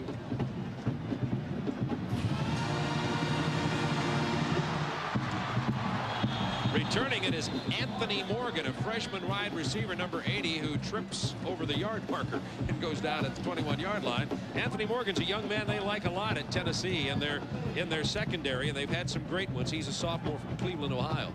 Tim McGee's from the Ohio area. Cleveland, Ohio. Tim McGee's from Cleveland, Ohio. Anthony Hancock from Cleveland. They've had some good ones from Cleveland, Ohio. Starting to develop, I think there's an idea to look for receivers in the Cleveland, Ohio area. First down, 10, Tennessee. Tennessee with 1 first down on the day. Francis. Incomplete. Would have been close to a first down. Mays covering on the play. 1 out of 4 is Francis. And this is the pass he loves to throw. He loves to throw it to the outside. A tough pass for most quarterbacks. As a matter of fact, as a defensive back, you can sit inside most receivers to the wide side of the field because they won't throw that pass. But Francis has the arm and the ability to get it out there in a hurry. That ball a little underthrown. Second down, 10. From the 21. Delay to Cobb, hit in the backfield. Right up the middle comes number 98, the linebacker, Verge Osbury, who is the leading tackler on this LSU team coming into today's ball game. Osbury, the junior from New Iberia, Louisiana. I'm talking to Pete Jenkins, the defensive coordinator. They like the way that Osbury comes on the blitz. Usually they're coming from the outside with Hill or Sancho. Last year, Nicky Hazard was the starter. There's, as you see, Pete Jenkins. Nicky Hazard was the starter. Didn't have Osbury's speed, but they'll do that now. And as you see, it worked fine against Tennessee. Third down, 14. Cobb with only 3 yards on the day. Had 182 last week against Duke. Francis just eludes the grip of Darrell Phillips and throws another incompletion. Francis now 1 out of 5 on the day, and Tennessee offense just can't get moving. Francis trying to make something happen. Tries to find a Tennessee receiver on the sideline. Stepped out of bounds. Alvin Harper couldn't keep both feet in. Dropped the ball also. So 2 deep backs for LSU. Elmore gets away the punt. It's a good one. Jimmy Young at the 39-yard line. Looks for the picket fence. Doesn't find it. Cuts it inside. Gets a couple of yards and goes down. 2:30 to go second quarter. LSU 17. Tennessee nothing. An excellent field position once again for the Tigers. How will you live in the next century? Suddenly, life will be more comfortable, smoother, and quicker. Introducing the new 1989 Buick Century with premium features you expect from the best-selling Buick on the American road. All at a price that will let you enter the next century very comfortably. The great American road belongs to Buick. Logan Pass, Montana and Old Milwaukee both mean something great to these guys. Logan Pass means trailblazing, exploring the wilderness of Glacier National Park. And Old Milwaukee means a great beer. Cold, crisp Old Milwaukee beer and smooth, golden Old Milwaukee Light. There's nothing like the flavor of a special place, an Old Milwaukee beer. Old Milwaukee and Old Milwaukee Light. Guys, it just doesn't get any better than this. Nick Zucchino is a senior backup center for Tennessee. Special teams player shaken up on the play. Number 62. LSU ball. First down 10 from the 44-yard line of the Tigers. Hodson 12 out of 13. He only tied the LSU record for consecutive completions, held now jointly by the top 3 passers, Wickersham, Risher, and Hodson. Almost picked off. Coming up quickly on the ball is Preston Warren. He has 2 interceptions already this year, intended for 6, Tony Moss. You know, and if Preston Warren had more experience, if they were looking for him to be an all-star candidate or an all-American candidate before the season, he's having that kind of, look at him close on the ball. Gets his feet under him, here comes the ball, pow. knocks it out of there. Just an excellent break on the ball. As you pointed out, Bob, 2 interceptions this year, 1 return for touchdowns, and several other big plays. Hodson. Now 12 out of 14 for 129 yards, 2 TDs. With 2:25 to go in the second quarter, LSU leading 17-0. On a draw, that's Egloff. First down, LSU. Egloff went off about 15 minutes in real time ago with a sore ankle, limped off, came back in, gets 18 yards on the carry. Well, Egloff and Victor Jones aren't going to carry the ball a lot, but when they do, they're effective because people are looking for them as blockers, and as a result, they don't really give them the respect that they deserve as they drop into their passing areas. First down, LSU at the 38-yard line of Tennessee. Hodson under pressure from Hayworth. Intelligently throws it away, something Hodson has been intelligent about during his entire career. You know, a remarkable statistic is that LSU has had no sacks in the last 4 games as we look at the quarterback comparison. Jeff Francis, of course, Tennessee's defense trying to find itself. Tom Hodson and the LSU offense well into their game plan. But no sacks in 4 games, Bob. That's a great combination between protection and a smart quarterback, knowing when to just get rid of it, let it go. And Tennessee last in the league in sacks. They have only 1 on the season, so it's a wrong way matchup from the Volunteer standpoint. Penalty markers down. Looked like there was some movement. Ruffin Rodriguez, left guard, number 68, I think, raised up from Thibodaux, Louisiana. Dead ball foul. False start, offense. Dick Burleson, the referee today.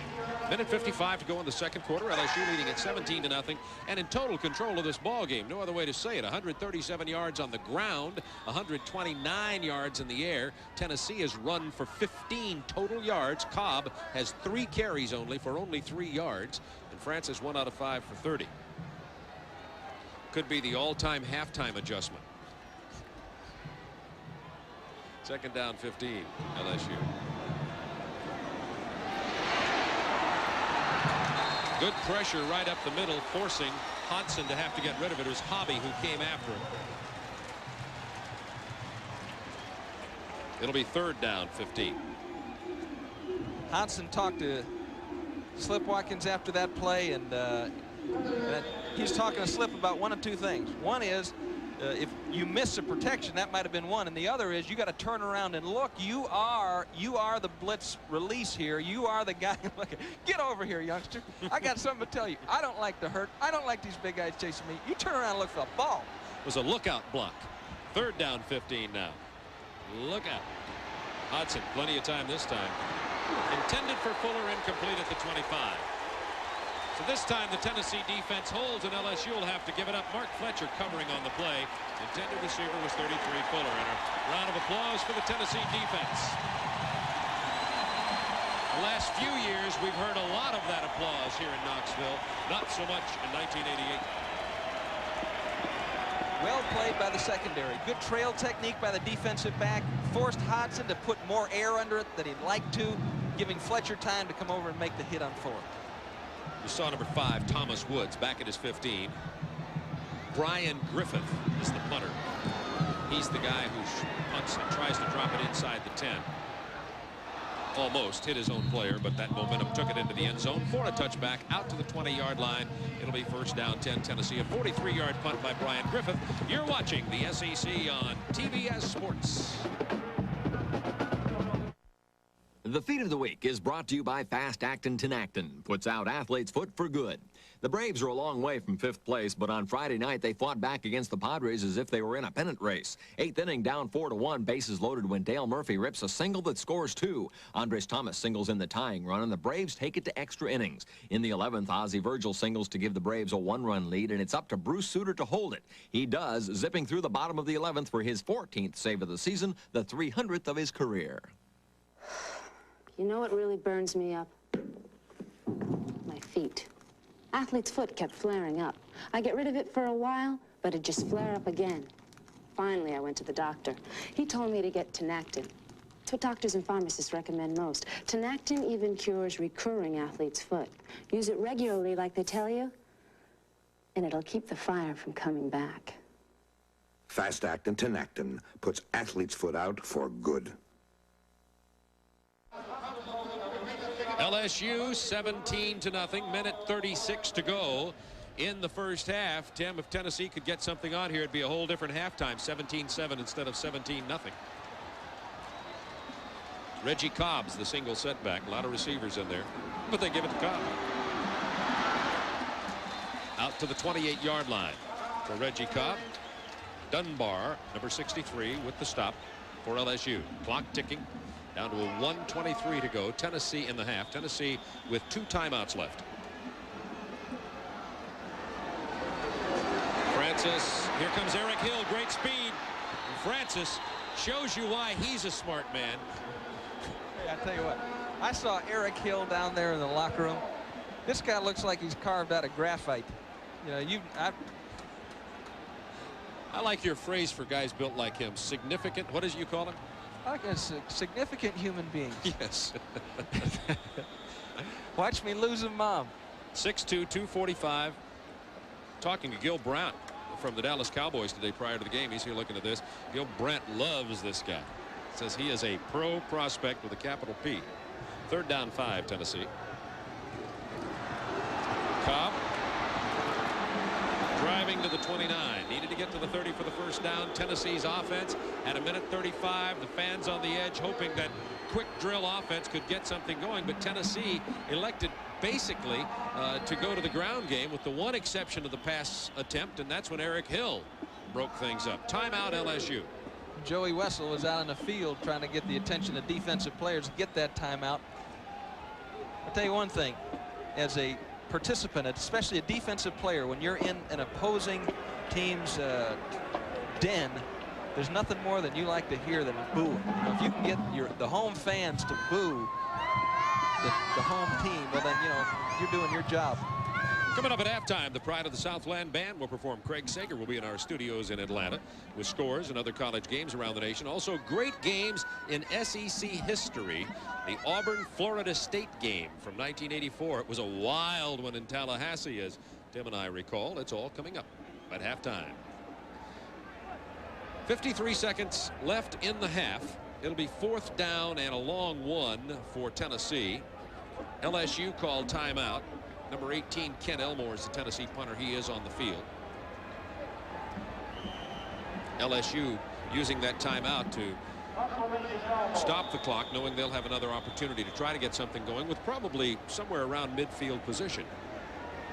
Jimmy Young, Greg Jackson are back for the Tigers. Elmore gets it away, wobbly. Line drive to Jackson from the 29. Jackson to the 46. Good field position with 41 seconds left. LSU has 1 timeout remaining. Tackle made by Brian Kimbrough for Tennessee. A 42-yard punt and a 17-yard return. And good hustle by a defensive back out of Orlando, Florida. John Childers, 37, getting a good block to spring Jackson. 17-0 LSU. 41 seconds to go in the half. Tigers had a 51-yard 8-play drive that ended in a fumble on the end zone, then a 48-yard drive, a 69-yard drive for TDs, 62-yard drive for a field goal. We're only stopped by Tennessee once this half. Incomplete. Hodson throws as he goes down. Eddie Fuller couldn't grab it. Clock down to 36 seconds in the half. Good pressure by Mark Moore. This is his first year in a Vol jersey, and they're expecting big things from him, but there's a learning process that has to occur that takes time. So you watch Jerry Sullivan study his wide receivers. Jerry's a native of Miami, Florida. Coached for 7 years at South Carolina and was with Sam White at Indiana for a year before he came to LSU. Hodson's 0 for 6 on his last 6 attempts. This is attempt number 7. It's not an over. Complete to the 30-yard line, and 29 seconds left, and LSU is definitely in field goal range. They'll of course try to go for even more than that, leading 17-0. Lee with a reception, tackled by Kelly Days. Hurry up offense. Hodson sets him. Hodson now 13 out of 19 on the day. Whistles blowing. Tennessee had a timeout called prior to the snap.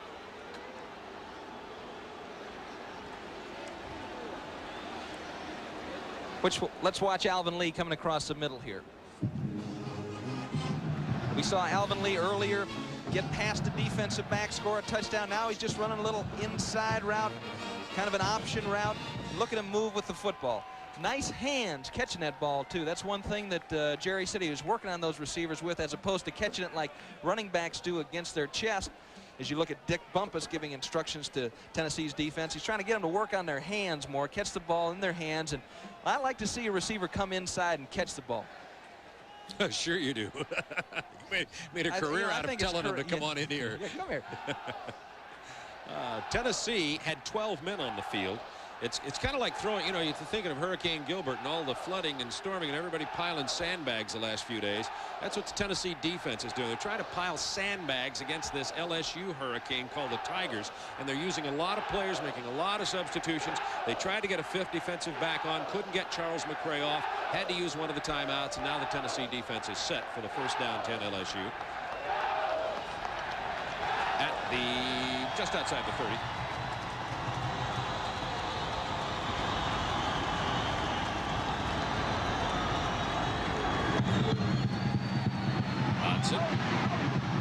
Completes it to Alvin Lee. Down he goes short of the first down at the 22. 20-19 clock ticking, penalty marker down. And LSU in definite field goal range. David Browndyke, the junior from Dallas, is an excellent kicker. So if nothing else were to happen here, if LSU stays in this territory, it'll be certainly a good field goal opportunity. But I think LSU may be marching backwards here. Looks like unnecessary roughness. Dead ball foul, personal foul on the offense.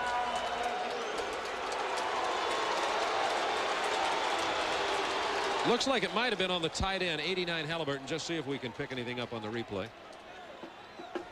Good move by Alvin Lee, trying to keep his feet. There you go, Halliburton, 89. That's the person who drew the flag. That moves it back virtually out of field goal range. Yeah, that could have been more aggressive. I don't, in terms of being a personal foul, I don't think that was that qualified. 1st and 17. With now 4 seconds left, Hodson throws it out of bounds. Tony Moss, the intended receiver. So 4 seconds left in the half, and this moves LSU. Let's see, they're at the 37. Add 7 to make it 44. It's a 54-yard field goal attempt if they want to try that for David Browndyke. They don't not going to do it. Well, there's a guy that's the 3rd fastest man in the country in the 200 meters going into the football game. Where do you think they're going to send him? He's probably the fastest man in the country right now. Right, all the other guys are in Korea. Yeah, right. That's right. That's right. In uniform at least. So, you know, Tommy Hodson kind of barked at Halliburton after that, and although that wasn't a flagrant foul, it's not the type of thing that you want to have happen. And if this was a closer game, that could really cost you. That's something that can cost you a title. So you want to play smart. You want to use your head. Don't shoot yourself in the foot. Cost LSU a reasonable attempt at 3 more points. Now Hodson throwing it all the way to the end zone. Alvin Lee's down there. Falling incomplete. Almost a Hail Mary kind of pass. It was a Hail Mary kind of pass. Alvin Lee can't grab it. Look at the end of this. Everybody down there. Volleyball. And as a lot of people know, this thing can result in a touchdown.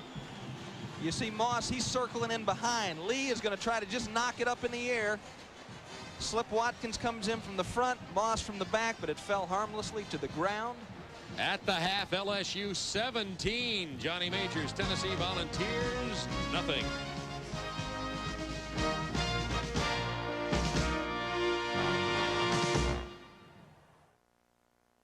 A6, hurry and you'll make it. Delta Airlines ticket agent Sam Singletary knows how to get people moving. Mr. Franklin, your bag. But sometimes he has to show off a few moves of his own. The kind of moves that made him a first-string halfback. Sam Singletary shares a feeling with everyone at Delta. He loves what he's doing, and it shows. We love to fly. He's the kid. And it shows. Here's why these members of the United States ski team prefer Alka-Seltzer Plus cold medicine.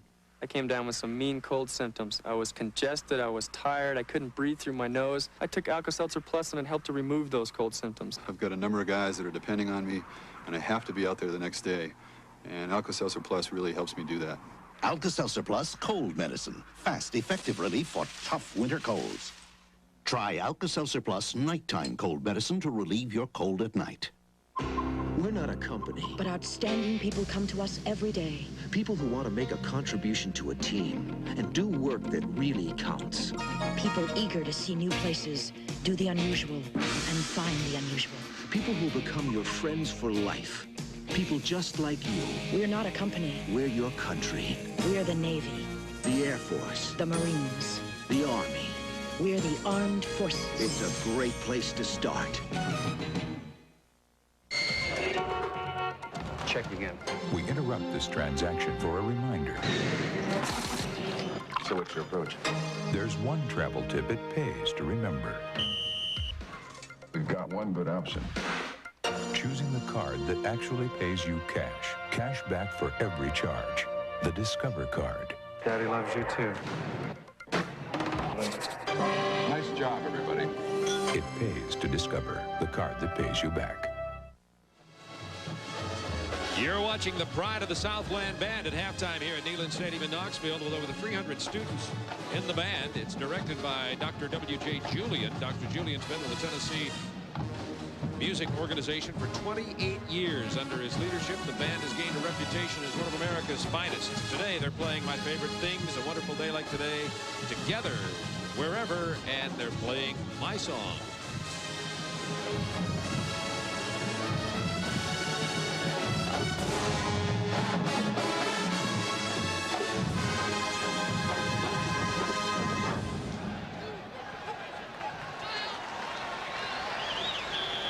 This afternoon, we feature our percussion section and a new Jim Idol drill to My Favorite Things.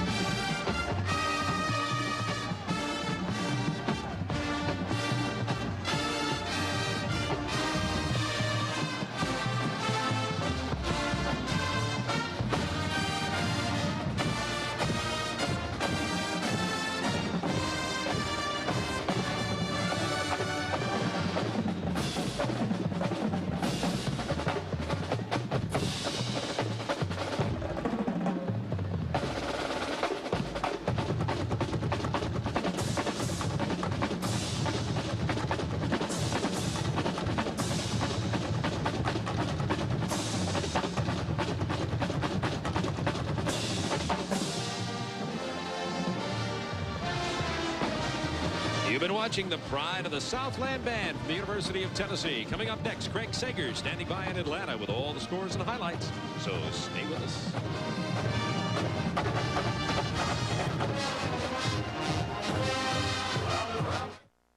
There's a new killer on America's roads. One that can murder your car's engine. A killer called sludge. To stop it, you gotta fight it with this. Quaker State Motor Oil with QSX, engineered to provide the maximum protection you can get against sludge. So before sludge gets you,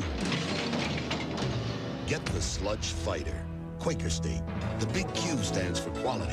Always has, always will. I got no kick from champagne. Mere alcohol doesn't thrill me at all. So tell me, why should it be true that I get a kick out of you? The BMW 7 Series. It brings new blood to a class of automobile that can certainly benefit from it.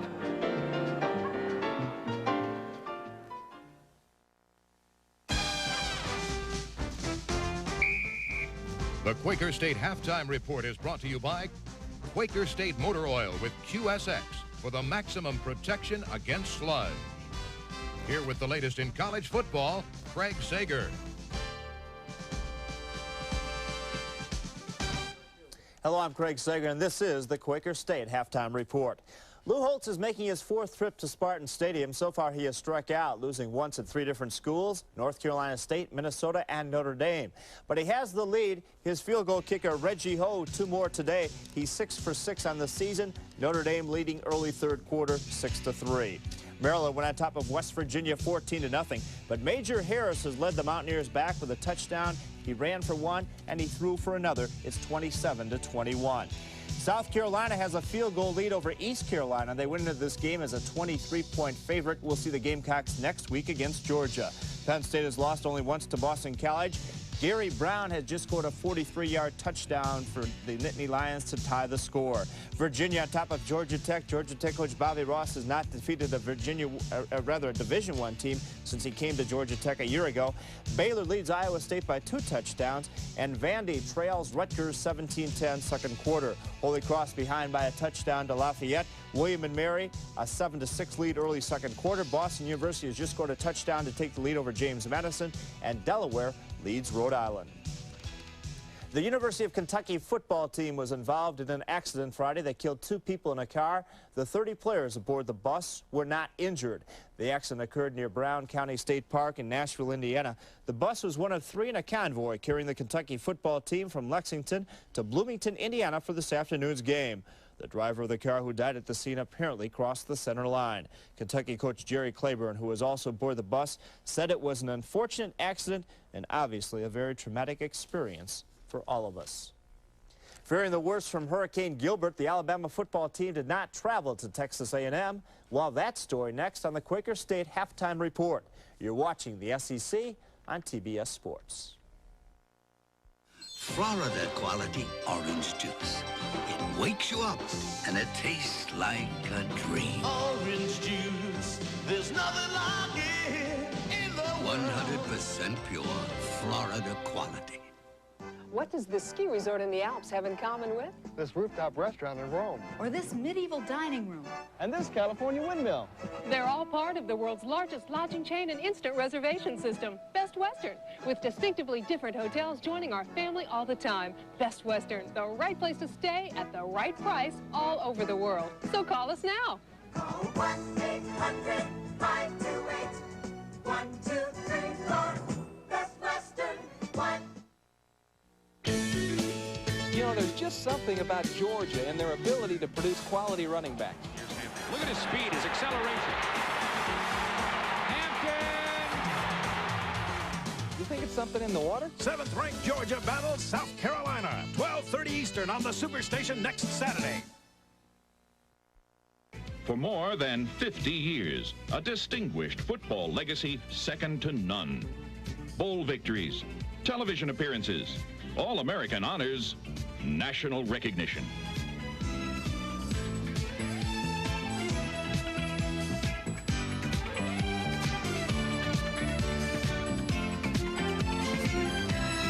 The Southeastern Conference, 10 universities for all America. At halftime of our game, it's LSU 17, Tennessee nothing. Unless the Vols mount a great comeback in the second half, they will be 0-3. An overcast day in Knoxville for sure. Tennessee after losing to Georgia and then to Duke. LSU driving early. Victor Jones fumbles. Jerry Lincoln recovers it for Tennessee inside the 1. But it wasn't long before LSU was driving again. Quarterback Tommy Hodson to Eddie Fuller, a 5-yard TD. LSU on top 7-0. Hodson completed his first 12 passes for an LSU school record. Here, Alvin Lee makes a nice grab, 27 yards. It was 14-0. Hodson is 14 out of 22 for 161 yards. His counterpart, James Francis for Tennessee, 1 out of 5 for just 30 yards. Tennessee would be 0-3, their worst start since 1978, when they were also winless in their first 3 games. Tennessee is the only school to lose to a team outside the Southeastern Conference. The rest of the members are 7-0. Of course, Alabama did lose today to Hurricane Gilbert. Their game with Texas A&M blown away and rescheduled for Thursday, December 1st. A&M has been preparing for 2 weeks for Alabama, and with an improved forecast today, Aggie coach Jackie Sherrill did not want to reschedule the game. In their shoes, so I mean, I can't speak for them. All I'm in my shoes, and you know, certainly safety comes first, but you know, we have a little more at stake when we have 73,000 people in the stands, and it's not that Alabama could not get in or get out, but they made that decision, and that's their decision to make. The Jayhawks of Kansas hope to get back to their state in one piece. For the second year in a row, they travel to Auburn, where the Tigers won last year 49-0. Auburn tailback James Joseph has returned from a broken kneecap a year ago to lead the Tigers offense. He gained 110 yards and 17 carries against Kentucky last week, scoring twice, once from the 33, the other from the 1. The challenge of the Bulldogs tonight in Starkville. Mississippi State hasn't beaten Georgia since 1974. Well, certainly Georgia is one of the top teams in the country, and we have a tremendous challenge getting ready to play the Georgia Bulldogs. They've got an outstanding running game. Their defense is solid. They had a big win over the University of Tennessee to open the season off, and you know, certainly we're playing one of the top teams in the country in Georgia, and we've got to find a way to stop that running attack of Hampton and Worley. We've got a lot of work to do. It's not going to be easy, as some might expect it, as far as us running the football. However, I am pleased with the continuing good running of our backfield. We were fortunate that the first 2 games was at home. I think it's definitely an advantage, particularly early in the year, to play in at home, and that's gotten us off to a good start. And I know that it's going to be a major challenge for us to see if this team can win on the road. Mississippi and Arkansas share a common border, but not much in common. Neither Ole Miss nor Arkansas has players from the other state, and the Rebels claim they lead the overall series. The Razorbacks say they do. But the one Billy Brewer is concerned with is tonight. They got excellent personnel throughout their squad. They're not lacking, I don't think, in any talent. They're on par with anybody in our conference that right now that we're seeing that's in the top 5 that we think have good athletes. They're breaking the bone now and giving some more looks, but I don't think they can give us any more looks than Florida did in the first ball game. Elsewhere in the SEC, Kentucky is getting ready to kick off at Indiana, and later this afternoon, it's Indiana State at Florida. Time now for our weekly series, Great Games in SEC History. October 14th, 1984, 16th-ranked Auburn travels to Tallahassee for a date with 9th-ranked Florida State before the Seminoles' largest home crowd in history. Beginning the second half, the Tigers lead 22-17. But watch what happens on the kickoff. Brent Fullwood is off and running on a 30-yard return when the ball pops loose and into the waiting arms of teammate Eddie Graham, who sprints another 60 yards for a 12-point Auburn lead. But the Seminoles are far from finished. They explode for 24 second-half points. Sophomore quarterback Eric Thomas leading the assault. A great catch by Hassan Jones for a 13-yard touchdown. The score is 41-36 FSU. Time running out. The Tigers with a 3rd and 8 from the 38. Quarterback Pat Washington finds Freddie Wagan for a crucial 35-yard pickup. Brent Fullwood carries the final 4 yards. And Auburn wins 42-41.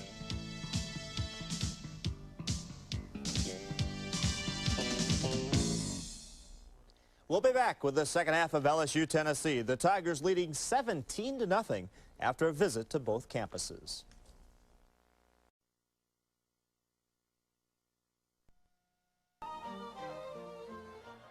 LSU having their way with Tennessee's defense in the first half. Nearly 300 yards of total offense against 50 yards. LSU particularly running well, and they seem to be able to run wherever they want to. Misdirections going to the power side. Motion is helping them a lot. Well, if you got a car in a race, you can only take you as fast as your car can take you. You know, I don't care what your plan is, and Tennessee has got a good plan on defense. They just don't have the players, the talent to execute it.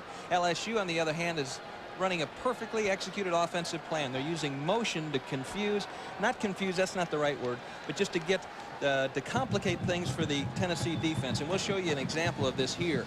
They bring the flanker Tony Moss back in motion. You'll see him come into your picture. About the time he crosses the quarterback is when the coverage changes for Tennessee. That's the time they snap the ball. Now watch these offensive linemen work. 68, Rodriguez. 78, Norwood and Halliburton. Packnett getting a good block there, walling off the Tennessee players, and just a perfectly executed play. Good hustle there by Kelly Day to make the stop. Marion Hobby, a veteran senior who's always hustling to get around the football. But Tennessee's just outmanned.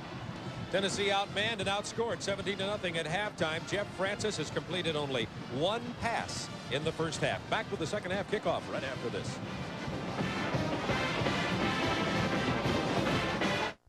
From the howling winds of winter on America's great plains to December down in Dixie and those cold and bitter rains, from her coastlines across her rivers to her highest altitudes, America is warming up to root. With fuel efficiencies that go above 90%, there's a dependable Rude furnace for every kind of American winter. America is warming up to root. This Harbeck kid looks good to me, Bob. Now he's a darling of the fans this year. Look at that fluid motion towards the Ricoh laser printer. And watch this move coming up on that Ricoh copier. Yes, remember, he was all swivel chair in college. He does know his office equipment. His teammates call him Mr. Copier. There's why. Hold on, Bob. He's attempting to fax one document to 3 cities. Whoa! Whoa, wait a second. There's a 360 and another. What a show! I'm looking for a perfect score on this, Bob. That'll endear him to the fans forever. Oh, that's gonna cost him. Judges. Well, the scores aren't too bad. Maybe I'll Ricoh this year. If you like the way Fox has changed Sunday night television, wait till you see what we've done to Saturday. First, on The Reporters, in a secret videotape, a former Teamster president confesses how the mob ruined his life and brutally controlled the union. Then, it's the only series that will show you how your life will change in the 1990s and beyond. Beyond Tomorrow, after The Reporters, tonight on Fox.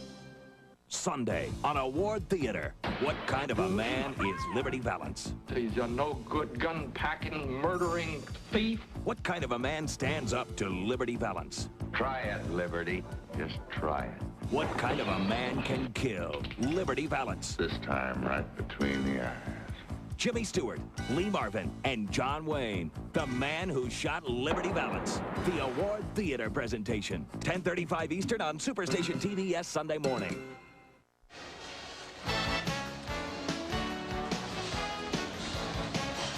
Neyland Stadium in Knoxville, Tennessee. The Volunteers trailing 17-0 at halftime. They won the toss. That's about the only good news for Tennessee at the beginning of the game. Deferred their choice till now, so Tennessee will have an opportunity to go on offense. Jeff Francis has completed only one pass in the entire first half, and Francis came into this game the leading passer in the SEC. There's Keith Davis standing on his own goal line, hoping to get Tennessee some field position. Number 1 is John Janung from Austin, Texas, a freshman who will kick off for the LSU Tigers. I have a problem with the clock here. They don't have it reset yet. So let's have a look at the Alka-Seltzer Plus halftime statistics and look at that 23 minutes to 7 in possession time, Tim. And you love to play defense when your offense has the ball.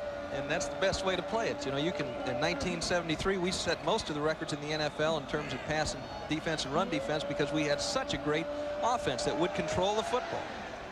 That's what LSU's doing. Keith Davis at the goal line. Behind the wedge.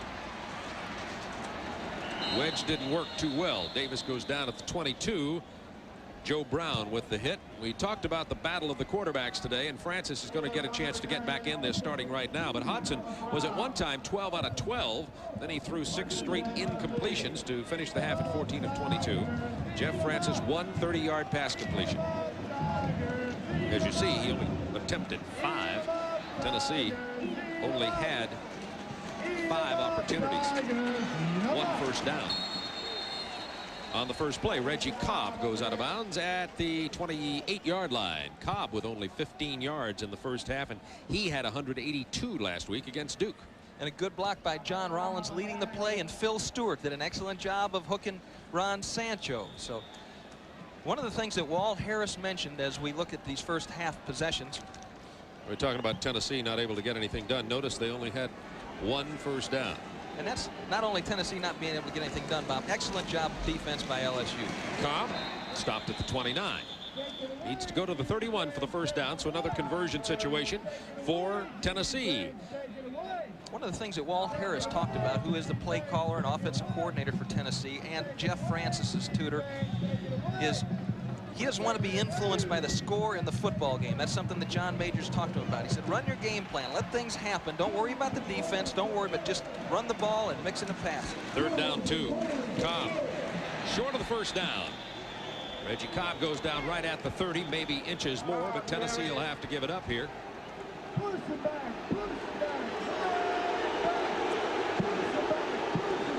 Watch Gerald Phillips, number 62. Look at him move to the football, control the center, keeps the center off him, and then when it comes time to get rid of him, just unloads him. Sancho knifing in there.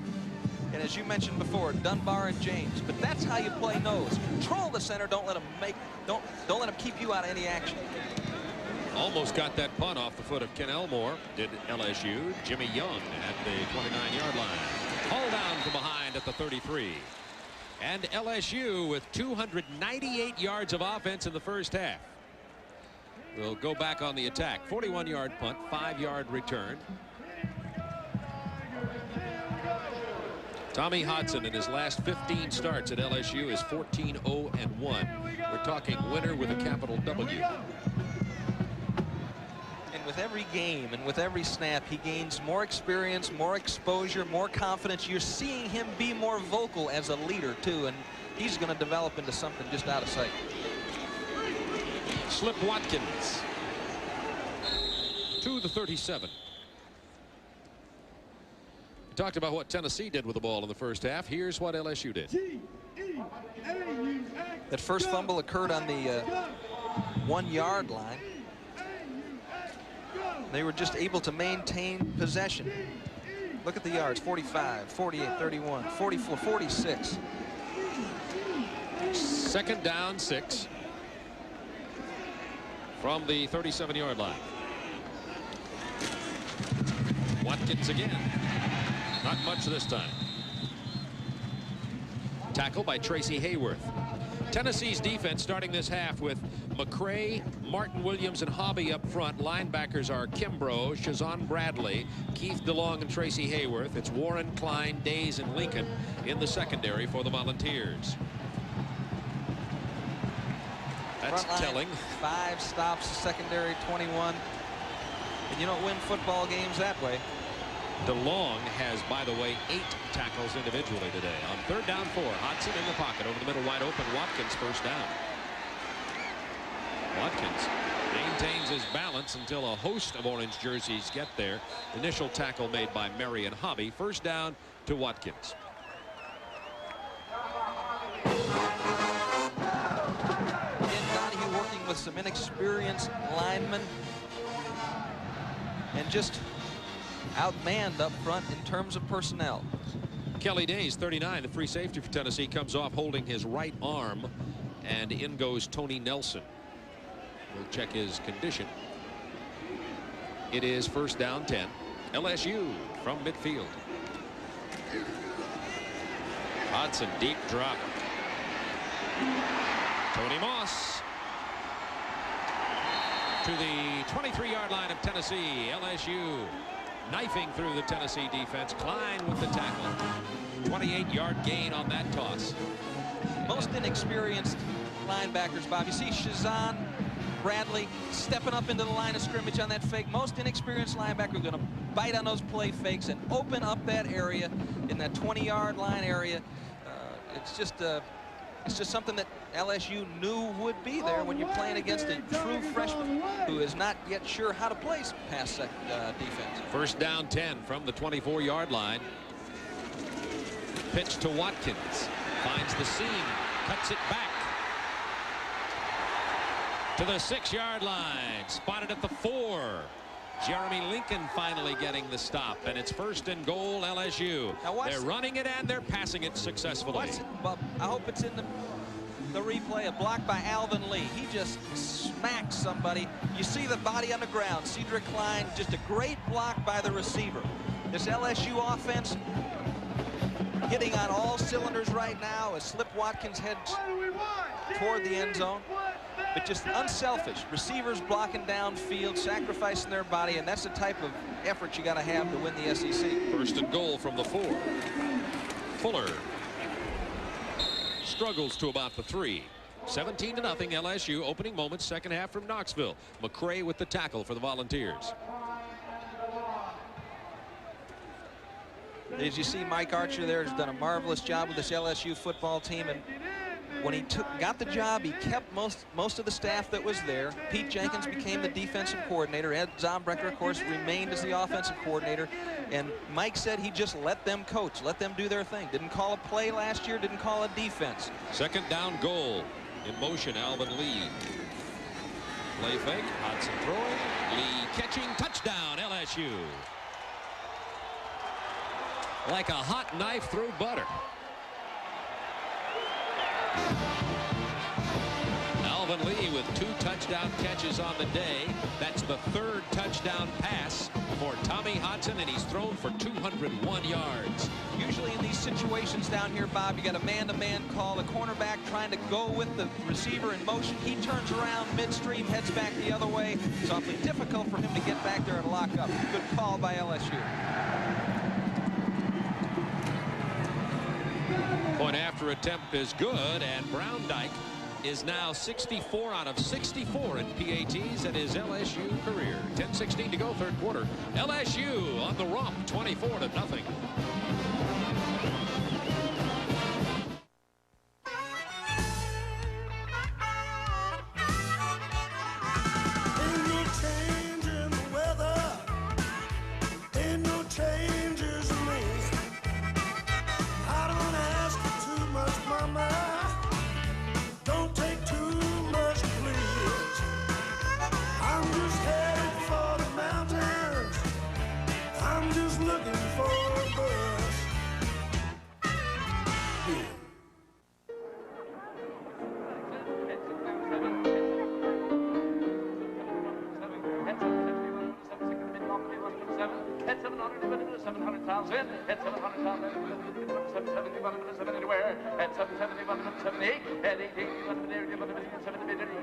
The BMW 7 Series. It brings new blood to a class of automobile that can certainly benefit from it.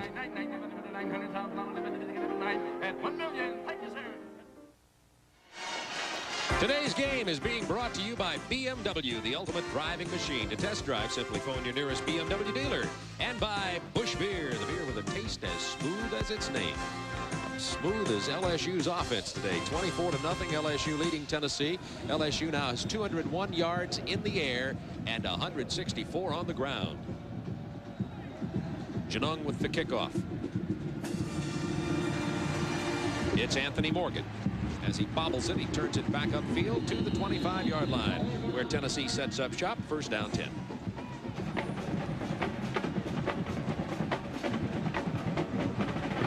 Here's that scoring drive by LSU. Effortless almost. 67 yards, only 7 plays, 3 minutes, 20 seconds. You know, effortless is the result of a lot of hard work, right? And that's right, as though there was no previous effort. Right, yeah, that's no problem. We just kind of run down through this Tennessee defense, no problem. Good preparation. Francis wanted to go to number 81, Alvin Harper. Good coverage by LSU, and Francis is now 1 out of 6 on the day. Penalty marker down at the Tennessee line of scrimmage. Great depth by the LSU linebackers that time. They know Tennessee's got to bite off some big chunks. Ineligible receiver downfield was the call, and Harper was hit real hard at the point of reception there and has struggled off the field. They're attending to him on the sideline. Number 81. Receiver downfield on the offense. No loss of down. Repeat, first down.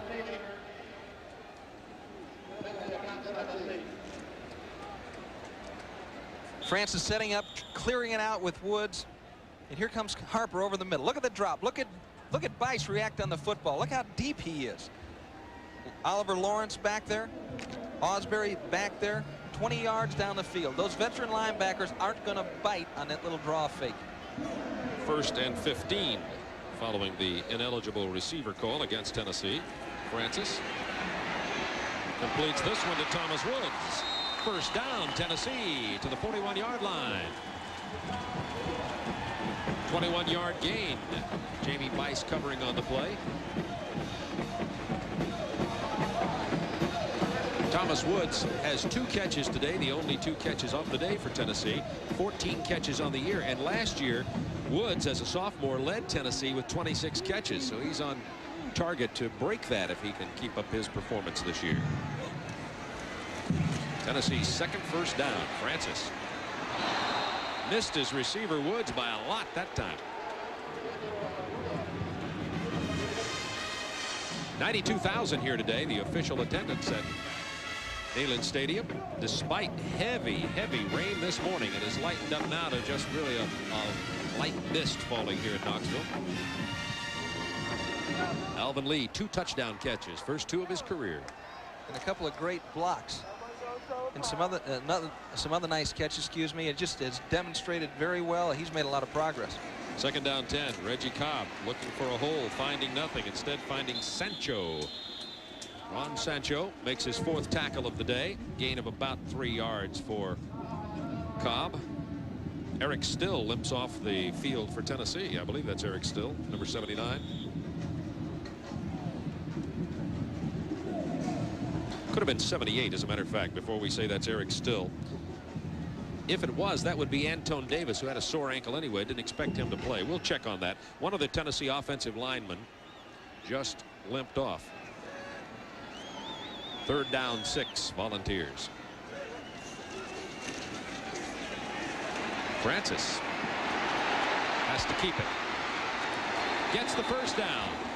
Tackled by Phillips after Francis scrambled down to the 47-yard line of LSU.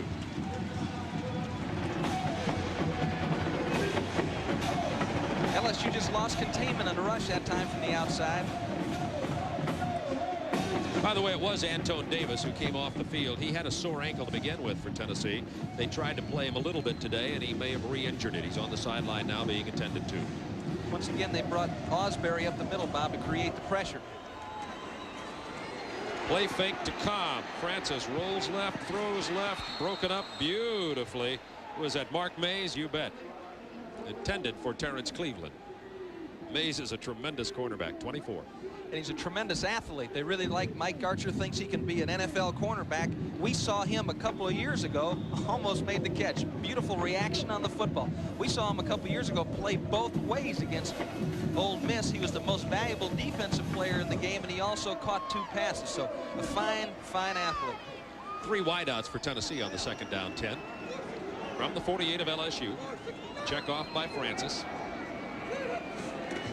Short drop, he's just going to keep it. Saw a spot in the defense, I think. Didn't get much, though, about 5 to the 42-yard line.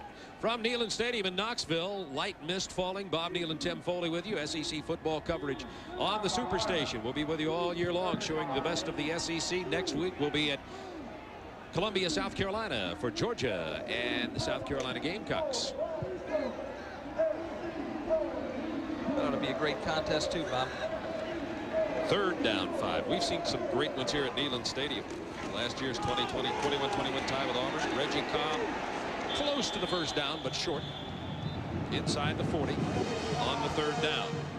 Now Tennessee's trailing for 24-0 inside LSU territory. Got to wonder if Johnny Majors isn't just going to try to go for 4 downs here. Yeah, they got to go for it. They're going to have to go for it. People in the stands mutter and boo a little bit on a draw on 3rd and long, but the LSU linebackers were way out of there. We saw Tennessee last year against Auburn. 3rd and 9 and the 9 run a draw for a touchdown. It's a good play when you're handing the ball off to Reggie Cobb. This is 4th down and a long 2 for Tennessee from the 40 of LSU. Cleveland in motion. Francis on the option. Pitches to Cobb. First down. Well executed. Cobb to the 33 of LSU. Jimmy Young with a tackle. And Tennessee with their first drive of the day. Now remember, they were trailing, what was it, 31 to 7 against Duke. Quarter against Duke, came back and scored 3 times. Jeff Francis has led them from off the mat several times, as we said earlier in the broadcast. 4 times to victory from behind last year, once to get a tie with Auburn, 20-20, the game that we saw. Good job of blocking on that particular play, on the option play by Terrence Cleveland, that permitted Cobb to get enough yardage for first down. From the 33 of LSU. Harper in motion. Francis in the pocket. Good coverage. Has to dump it off. Gets a gain of a couple of yards down to the 30-yard line. He threw it to Roland Poles, the fullback. Eric Hill with the stop. The scores around the country today in college football. Big day of games. Notre Dame leading Michigan State 13-3. That's in the third quarter. It's being played in East Lansing. West Virginia romping 41-24. Look at that one in the second quarter. South Carolina, a prohibitive favorite. Our key team next week with only a 3-0 lead. Penn State out in front of Boston College at the half. Virginia and Georgia Tech blocked in a good one. That one's being played at Charlottesville. You're watching the SEC on TBS Sports. From the frigid Great Lakes An Alka-Seltzer Plus, that's all I ever needed. to the icy mountains of Oregon, It's been excellent for me. more and more Americans are taking Alka-Seltzer Plus cold medicine. Fast, effective relief for tough winter colds. In a word, it works. Nice beard. An electric razor doesn't shave that close. It's not your razor, man. It's your face. Without Electric Shave, your beard just lays there. Electric Shave stands up your beard so it shaves down close, lubricates for comfort. Good tip. Electric Shave for a closer, smoother shave. Right through the tire, Greg. To be the best, you have to train constantly. Leadership demands continuous learning. Way to go. In sports or in business. We're Siemens USA, training our customers and our 27,000 employees to stay ahead in advanced electronic and electrical technology. Because when it's time to perform, there's no substitute for solid training. Right through the tire, Greg.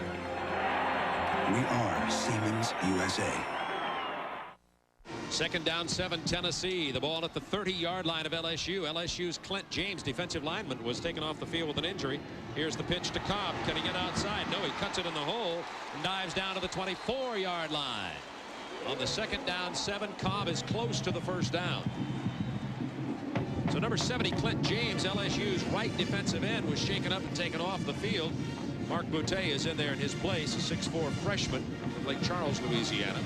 And Tennessee is on the drive about a half a yard short of the first down. That's a play we haven't seen Francis run much in the past, but it's something that Walt Harris has added to the offense this year just to provide another threat on the perimeter. We want you to be concerned about run support. Pitch to Cobb on the third down short. Cobb gets the first down, I think. It's on the opposite side of the field from the sticks, and this will depend on the mark. And the way they're spotting the ball there, it's going to be very close. We'll probably go with fourth down again here. One of the comments that Johnny Majors was making, Bob, they said in the past 3 years, 90% of the time they crossed their 30-yard line going in, Tennessee got on the board. And this year they fumbled the ball down in there close. They've only hit 1 out of 5 field goals. They haven't been real effective inside the 30. Reggie Cobb with the first down. Hit by Rudy Harmon, the inside linebacker. That was fourth down and about a foot. And Reggie Cobb got it off the left side. Big play here. Watch number 58, Rudy Harmon. Stepping in the hole a little late. Dunbar chasing. But good contact and then a surge from the LSU defense. Big first down for Tennessee, obviously. They have to get on the board. Cobb had 15 yards at the half, has 44 now as Tennessee continues the drive at the 23 of LSU, trailing 24-0. They fake to Cobb. Great job by Francis. He's going to keep it and dive to the 16-yard line. That's not what he wanted out of that exactly, but it was a great fake to Reggie Cobb. And a good job of coverage by the LSU defense that forced the run from Francis.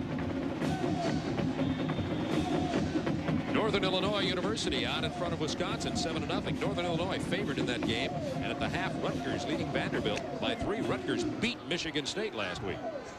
Keith Davis, Roland Poles in the backfield for the Volunteers. Second down, 3. Ball at the 16 of LSU. Francis. Touchdown, Tennessee. Mark Adams, the freshman tight end.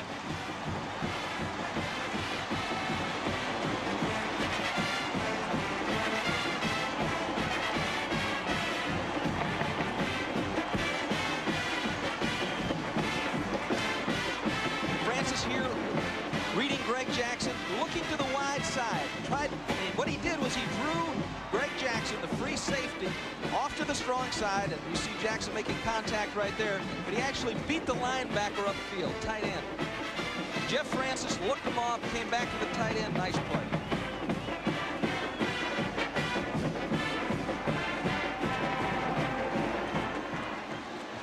Tennessee going for 2, trailing 24-6. Woods in motion. Osbury chasing Francis.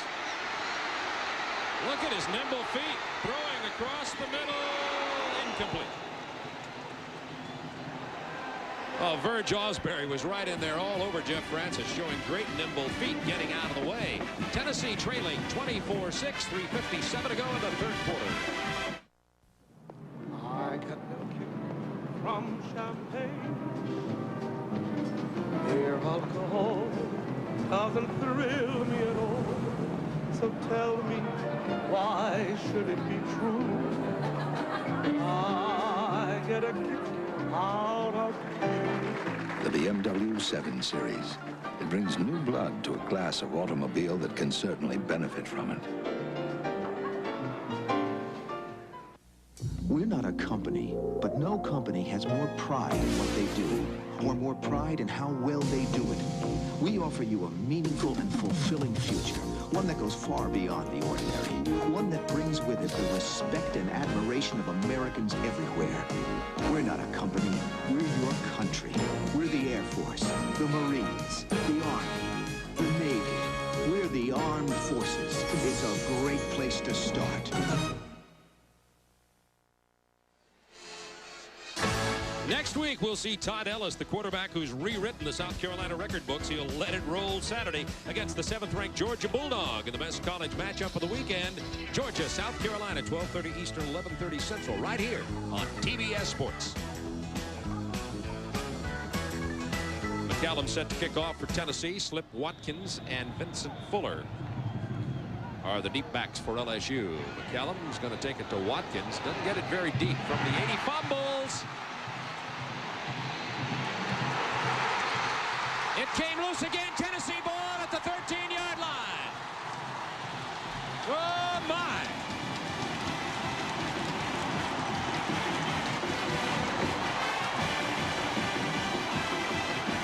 Watkins parked under the ball, takes his eye off, hits his breastplate and his shoulder pads. Now that thing gets greasy. Heads upfield. It's torn out. It was torn out of there by Sean Walker. Sean Walker, the freshman backup for Shazan Bradley. And here we go. And Mark Moore, number 74, also a youngster, was the man who recovered the fumble. Tennessee's down 24-6, 3:51 to go in the third quarter. They just scored, and it is first down 10 from the 13 of LSU. Cobb has some room. The linebackers close fast, but Cobb gets it to the 8. Eric Hill with the tackle. Tennessee has to get across the 4-yard line for the first down. This is what we're used to seeing from Tennessee. For some reason, they've been slow starters in games that we've seen, but they're the type of team that always hangs on. It's going to come fighting back, and they're not going to lay down and roll over. Second down 5 from the 9. Going to be a penalty against Tennessee. Looked like the left tackle may have moved. If so, is Kevin Simon, somebody on the left side, and that'll hurt. It was 2nd and 5. It'll bring up 2nd and 10. Dead ball foul. False start. Offense. If you want to be Johnny Majors, you may look at it positively to say that gives my quarterback a little more room with which to work in the end zone if they want to throw the ball. So they got another wide receiver in there and bring out the second tight end, Mark Adams. And now it'll be 2nd down 10, back at the 13-yard line. Both the receivers, Cleveland and Wood, split wide to the right side. Rollins and Cobb in the backfield. Timeout, Jeff Francis, Tennessee. When you're down here with an opportunity to get back in the game, it's a judicious use of a timeout, in my opinion, so he can try to do what Walt Harris thinks will be best. You're watching the SEC on TBS Sports. Jimmy Stewart, Lee Marvin, and John Wayne, the man who shot Liberty Valance. 10:35 Eastern on Superstation TBS Sunday morning. There's a difference when you're flying. Where are we going today? I'm going to Grandma's house. With someone who shows how much they care. I'm not going to go anywhere without you. A smile, a tone of voice, and the willingness to try. When you love to fly, it shows. Delta, we love to fly, and the feeling grows. That's my new friend. Love to fly, and it shows. You know, there's just something about Georgia and their ability to produce quality running backs. Look at his speed, his acceleration. You think it's something in the water? 7th-ranked Georgia battles South Carolina. 12:30 Eastern on the Superstation next Saturday. Well, LSU were called the lights-out defense. They had gone 6 quarters in 1988 without allowing any points. So that Tennessee touchdown was the first, and now I guess the lights have been turned on, but only very dimly.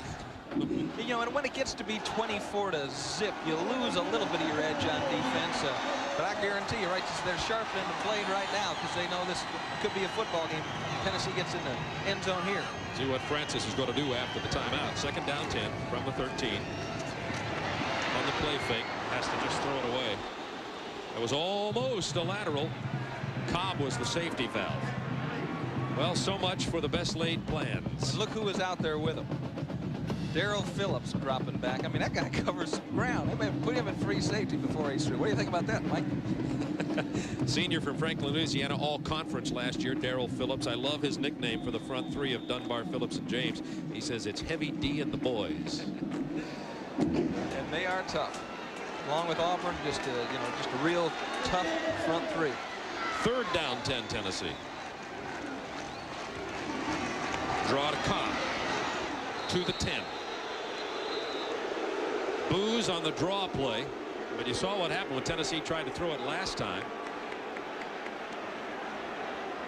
And in comes Chip McCallum, Tennessee's field goal kicker, who is the guy who beat out Dirk Borgononi for the job. He's a freshman from Marietta, Georgia, but he's been to a couple of prep schools, and he's a mature freshman.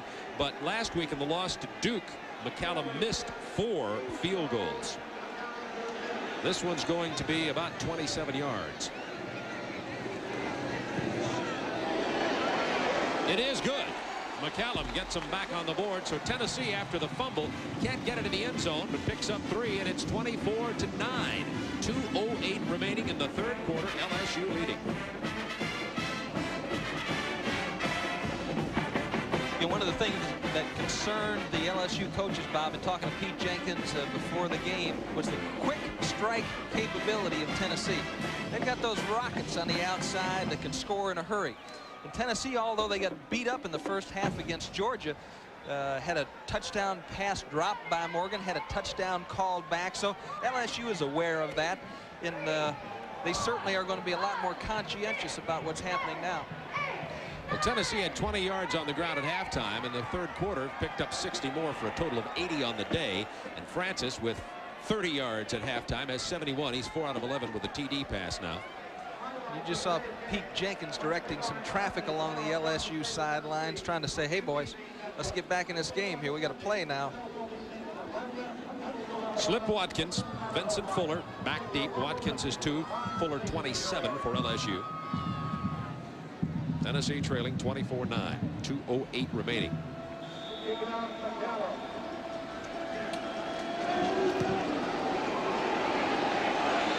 Short kickoff.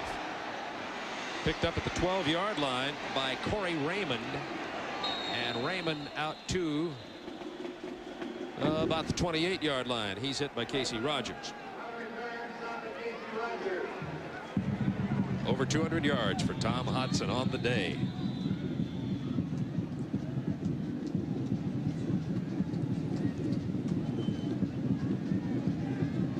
He's had 3 today. Boosts him up to 37. Injured player on the far side of the field being attended to by the University of Tennessee trainers. Let's see if we can let you know who that is.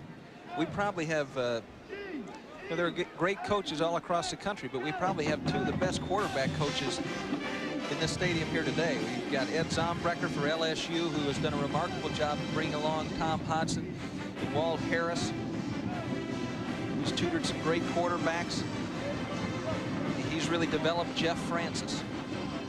It's Dave Cutcliffe in the white hat down there, talking to the tight ends and the offensive line, gathering those folks up there, trying to get them together, trying to instill some spirit and confidence into them. Houston Thomas, the Tennessee player, was shaken up. Okay, looked like he had the breath knocked out of him. Charles Davis played in that 1983 LSU Tennessee game we telecast as the first recipient of the SEC Turner Broadcasting Fellowship, working with the Southeastern Conference in Birmingham, learning athletic administration. Very bright young man. We wish him the very best. Eddie Fuller breaks it. And hauled out of bounds at the 39-yard line. Eddie Fuller found the seam, got it on the outside, and took it 33 yards. Finally chased down by Klein and Warren. You know, what's remarkable to me is you can lose people like Wendell Davis, Raji McGee, Brian Kitchen, and then Harvey Williams to a knee injury, and you don't skip a beat. Look at the way this rascal runs. Now, he's probably not got the... They would not have caught Harvey Williams at this point. He'd have been gone. But this Eddie Fuller has got, I think, a little bit more quickness and runs with more power inside. Eddie Fuller with 111 yards on the day. Here's Fuller again. Penalty markers down. Fuller is down at 34. Initial hit by 23 Ernest Fields of the Volunteers. Minute 43 to go in the third. Tennessee has scored 9 points in this quarter, trailing 17-0 at the half. LSU's opening drive took it right downfield, and they picked up a touchdown to make it at one point 24-0. Mike Archer was a high school quarterback. Grew up in College Station, Pennsylvania. Holding, 10-yard penalty against the offense. Repeat, first down. State College, I'm sorry. State College, Pennsylvania. He was an All-American, and of course that's in the shadows of the Nittany Lions. Went to University of Miami as a quarterback, defensive back, became a free safety and punter. Actually chose the University of Miami because of his ability to also play baseball. First down, excuse me, Tim. First and 19 for LSU. After the holding call. Hodson finds Alvin Lee. Gets a lot of it back, and Alvin Lee goes down at the 34-yard line. Jeremy Lincoln with the stop. Just another. We'll watch Alvin Lee run this pattern again, but another quick fake into the line to suck in those inexperienced linebackers from Tennessee. That's one of the things I'm sure they're trying to talk to those folks about, as you see Ernest Field, a redshirt freshman, trying to get back there.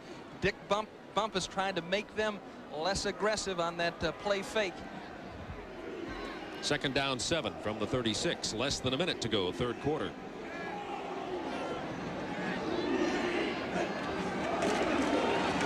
Egloff short of the first down, down to about 32-yard line. Ernest Fields. A couple of surprising scores there. Arizona leading, that's first quarter, but leading Oklahoma 3-0.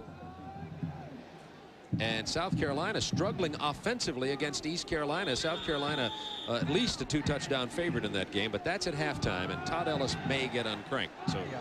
And Art Baker's coaching there at East Carolina, and he's done a fine job as an offensive coordinator at FSU and a head coach at the Citadel for a number of years. So. Third down 3 LSU. In motion Fuller. Hodson rolling, no pressure. Off the tips of the fingers of Eddie Fuller, incomplete.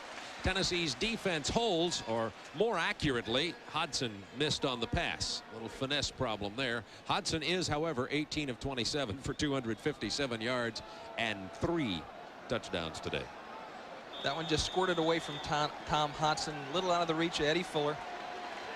LSU on 4th down and 3 is electing to go for the first down at the 32-yard line of Tennessee. That's how confident LSU is in their offense.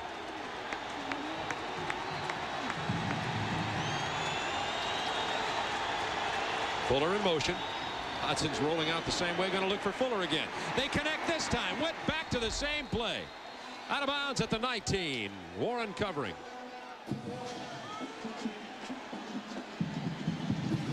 That's confidence. It's also confidence in your defense, Bob. You know, if you don't get it, you got a good defense. Fuller in motion, breaks to the outside. You see Shazan Bradley. He just didn't have the proper angle. That's his man, man for man, just couldn't get there. Last play of the third quarter.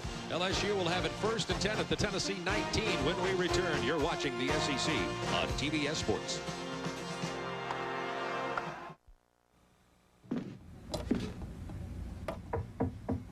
Oh, yeah. Yeah, you got a leak here, somewhere in the wall.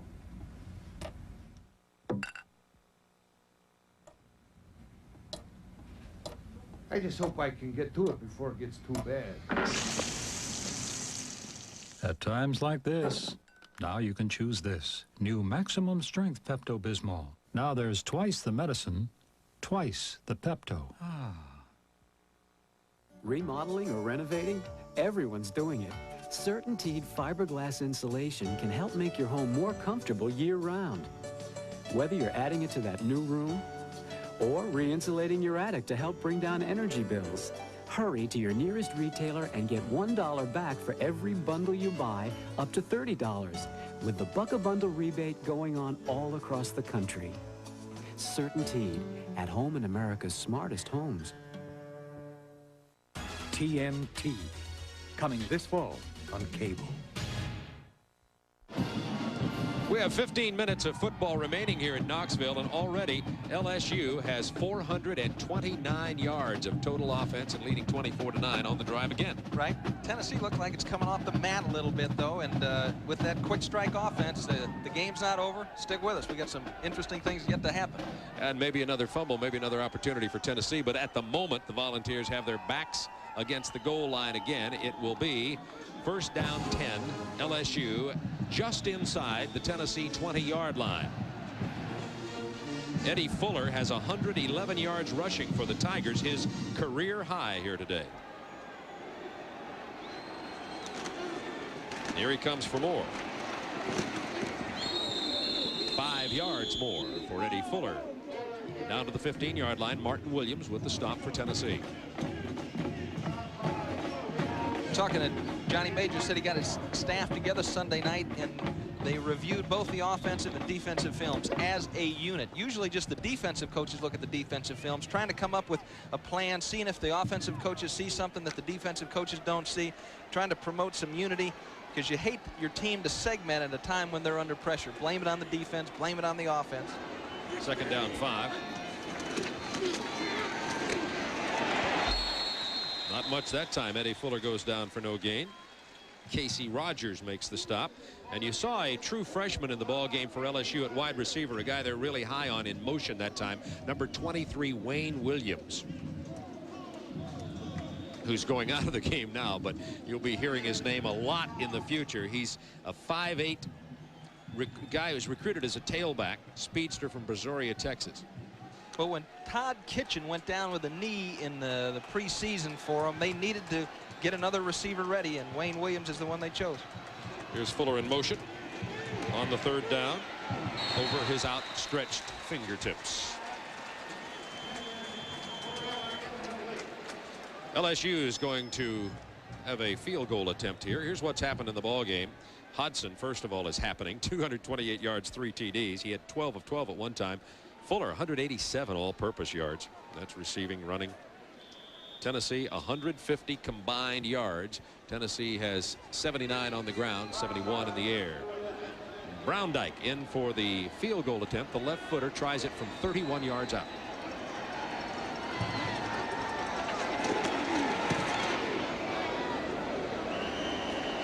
It's good. 27-9 LSU. 13:35 remaining in the game. So Tennessee keeps him out of the end zone, but not off the scoreboard. We'll be right back to Knoxville. Quaker State, the big Q stands for quality. We engineer quality into every drop of Quaker State motor oil. Only Quaker State has QSX, an advanced formula proven to run clean for unbeatable protection from wear and tear. Before our oil's good enough for your car, we prove that it works in our car. Quaker State quality. We don't just talk about it, we live by it. Quaker State, the big Q stands for quality. Always has, always will.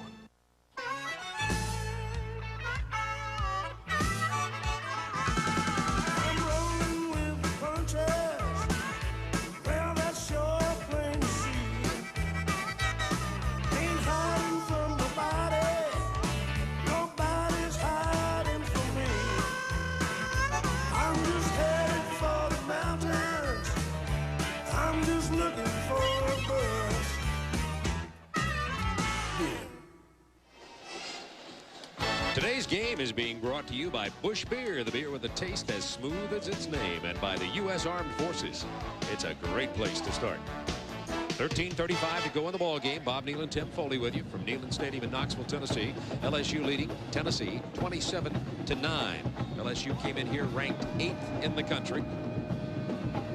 Depending on what happens, a chance to even move up. They're eventually going to get the respect that I think they deserve nationally. In and out of the end zone. It'll be a touchback for Tennessee. It was Anthony Morgan, the youngster, who couldn't control it. They'll bring it out to the 20-yard line. Next week, Tim and I will be at Williams-Brice Stadium in Columbia, South Carolina to watch Todd Ellis and company and the Georgia Bulldogs. Georgia playing at Mississippi State today. South Carolina playing East Carolina. The ground forces against the air forces. And it should be an interesting game to see. A couple of very well-coached football teams, both highly thought of around the country. Hottest game next week. 13.5 minutes to go. Jeff Francis trying to get Tennessee back in this ball game, trailing 27-9. A lot of deception now, and he has a blocker out front, but no receivers open. Francis goes down. Verge Ausberry get credit for the tackle, his 8th of the day. But the secondary of LSU, Mays and Jackson, Bice, Young have done a tremendous job with a lot of help from linebackers on occasion of covering these Tennessee receivers. And isn't it remarkable that they lost all 4 starters from last year, so that just says a lot for the coaching at defensive coaching at LSU, and it also says that these young men, Jimmy Young played at SMU, Mays has played here, they all have experience. They work them into the lineup, get them experience, so they're not going with flat rookies. Second down. And LSU gets to Francis. Carl Dunbar with the sack. Carl Dunbar, number 63. Junior from Opelousas, Louisiana. He started last year with Clint James. They used to alternate on the right side. They moved Dunbar over to the left. And Dunbar, Phillips, James are the men that put the pressure on. Combine that with Ron Sancho coming from one side, Eric Hill from the other side, and we've seen Ausberry go. 3rd down and 15 is the actual distance here, not 3rd and 8. Francis, trouble again, gonna have to run with it. It's knocked out of his arm, but his motion was forward. It will be an incomplete pass, not a fumble. Mark Boutte, number 95, involved in that when the official said that Francis' arm was going forward. Ausberry coming again up the middle, creating the pressure along with Phillips that chases him out. Boutte now back after him. He starts to unload it. Good call by the official. Incomplete pass. Vincent Fuller and Greg Jackson are the punt returners for LSU. Elmore gets it away. It's a good one. Jackson at his 36 turns back inside the 35 to look for some help. Doesn't find much. Down hard at the 42. LSU back out for another offensive opportunity with 11:47 to go in this ball game. 27-9 LSU. You're watching the SEC on TBS Sports. Gillette has changed the face of shaving. First, we made it closer. Then we made it smoother.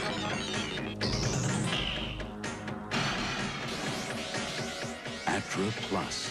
Its Lubra Smooth Strip actually releases lubricants to glide the razor more smoothly. Incredible smoothness from the first stroke to the last. The Atra Plus system. First we made it closer, then we made it smoother. The Acura Legend sedan offers such amenities as leather-trimmed interior, sophisticated stereo system, and ergonomically designed controls. Is it any wonder people enjoy sitting in it? And with its 24-valve 2.7-liter V6, is it any wonder they enjoy standing on it? The Legend sedan, precision-crafted performance from Acura. Portions of SEC football are brought to you by Delta Airlines. We love to fly, and it shows. And by Acura Legend and Integra. Precision-crafted performance exclusively at your Acura dealer. Well, something very unusual here at Neyland Stadium in Knoxville. For the second week in a row, some of the fans are heading for the exits early, but not Smokey, the Blue Tick Hound. He will be there through thick and thick. 11:47 to go, 27-9 LSU. Hodson completing it to Slip Watkins, driven out of bounds near the first down stick at the 47.5-yard line of Tennessee. 40-yard plus drives today. LSU's had 6 of them. Tennessee 1.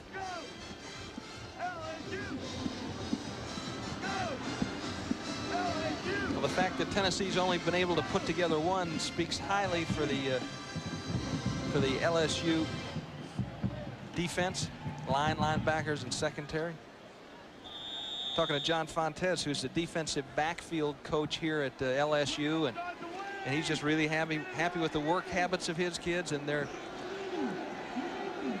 ability to grasp what they're trying to teach them.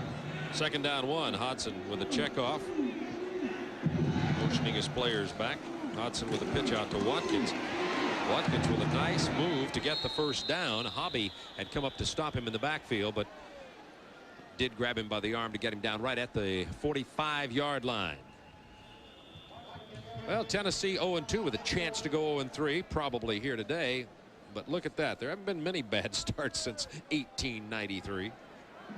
In 81, they had a real bad start. They saw Herschel Walker in the opening of that 1981 season. They got beat 44-0. Then they came back and saw Marcus Allen. They got beat 43-7. But then they regrouped. They got things back together. Well, unfortunately, the schedule is not in their favor for regrouping. When you are sick, a good medicine to take is not an LSU pill. I mean, that can make you sicker. And that'll right there bother everybody. Loves the orange. Keith DeLong shaken up on the play, being aided off the field by the Tennessee trainers. Looks like he's all right, thankfully. Remember, he wasn't even scheduled to start today. Didn't practice all week, has a sore back, and he's played anyway, has DeLong, and has been involved in 8 tackles, possibly even more. 1st down, 10 LSU at the 45-yard line of Tennessee. Ernest Fields, the redshirt freshman, number 23, goes in for DeLong.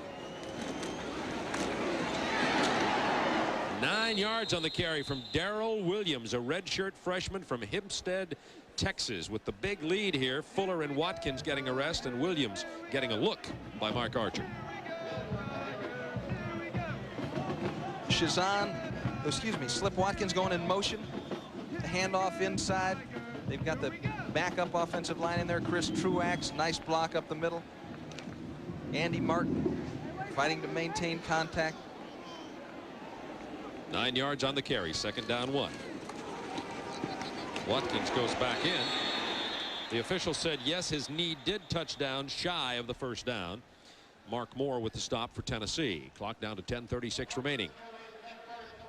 Some other scores around. That person's dry, but maybe not breathing. You gotta get somebody over there to take a pulse. Notre Dame 20-3 over Michigan State in the 4th quarter at East Lansing. West Virginia laying it on Maryland 55-24. Don Nehlen's got himself a fine ball club this year. South Carolina now with a 10-0 lead. That TD reception, by the way, we were talking about Todd Ellis and his fine receivers. That's the longest touchdown pass reception in South Carolina history. We'll see Todd Ellison, the Gamecocks, next Saturday against Georgia here on TBS. Penn State having a tough time with Boston College. Baylor not having a tough time with Iowa. Be interesting to see what Bill Lewis comes up with to stop that passing attack. Big Ten SEC battle in Indiana, Kentucky, and Indiana 7-7. Kentucky with a very courageous performance in the loss last week to a very tough Auburn team. The 1st down attempt by LSU as the clock gets inside 10 minutes. Slip Watkins carrying Kerry Bailey with the stop for the Volunteers. And they're going to spot it inside the 35. That means 1st down LSU. Rutgers 10-point lead over Vanderbilt.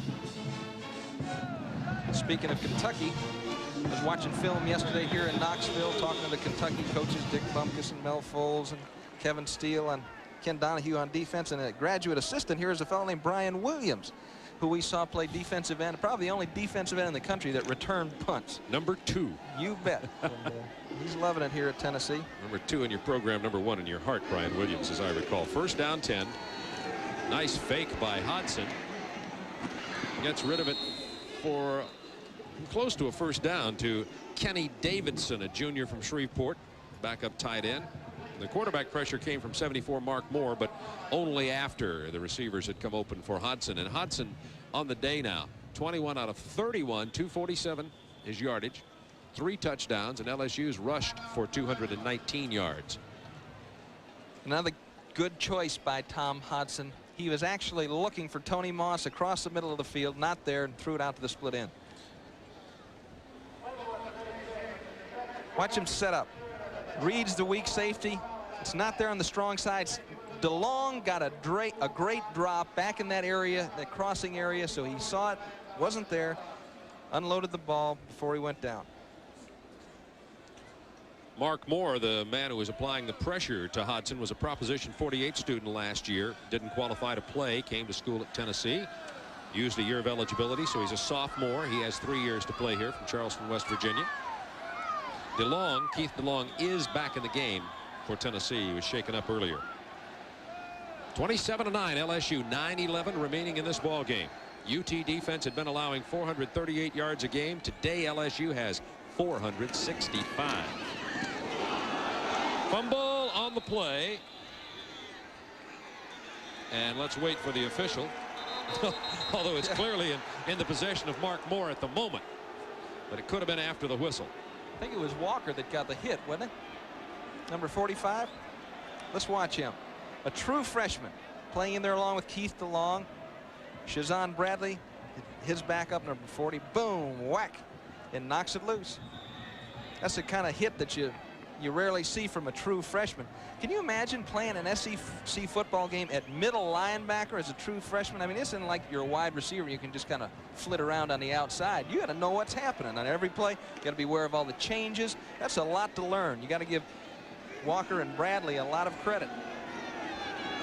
3rd down 2 LSU. Here's Williams driving hard inside the 20. 1st down Tigers. Jeremy Lincoln with the stop. Well, these two teams will both look ahead, and both of them have some tough schedules. LSU thinks they have the toughest schedule in the country. It's definitely debatable. The NCAA ranks them, and they're ranked just slightly behind Kentucky's schedule. But the Tennessee Volunteers don't have a cakewalk. Next week, Tennessee gets to go visit Auburn and face 3 defensive linemen, just about identically as good as these LSU defensive linemen. Then it'll be Washington State at Knoxville, but then Alabama comes calling, and the schedule for Tennessee is certainly demanding. Slip Watkins. Can he get around the corner? Yes, he can. Just as his coach Mike Archer told us he could. Out of bounds at the 8-yard line. Chased out by Brian Kimbrough. Archer's hot about that. He wanted a flag on that. I think that Slip Watkins was clearly out of bounds when Kimbrough made contact. He slips past Preston Warren, DeLong, and Days, drive him out of bounds. He's out of bounds and plays over. And LSU got called for a personal foul early in the game that wasn't as aggressive as that. Yeah, as a coach, you got to defend your players. You got to let the referee know what you're thinking. And I'm not saying that ever influences a decision, but you want to let them know how you feel. 1st and goal from the 7. 7:24 to go in this ball game. There's Watkins in motion.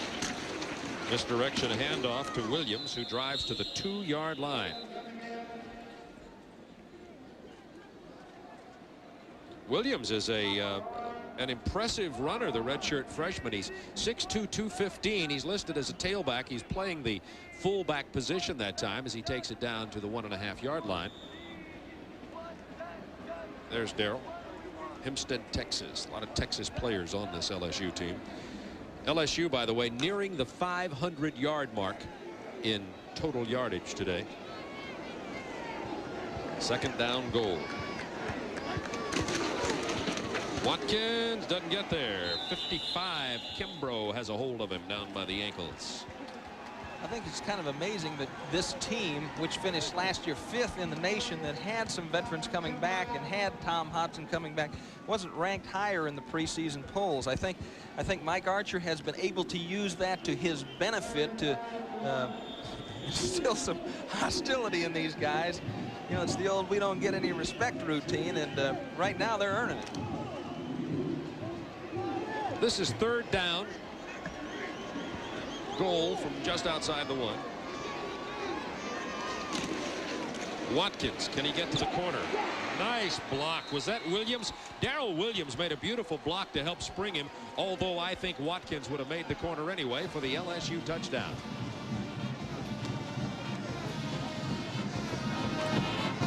Let's take a look at it here. Watch the LSU offense operate. Bob was talking about number 32, Darrell Williams. Cedric Klein tries to leap over him, but just can't make it. Slips into the end zone. There's 6. 5:59 remaining in the ball game, and LSU 33-9, and Brown Dyke going for his 65th consecutive point after. He's never missed a conversion in his career at LSU. We'll be back to Neyland Stadium in Knoxville right after this timeout.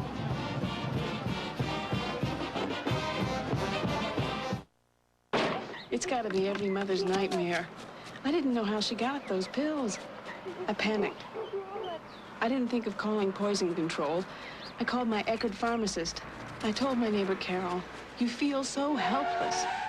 The pharmacist called Amy's pediatrician and poison control.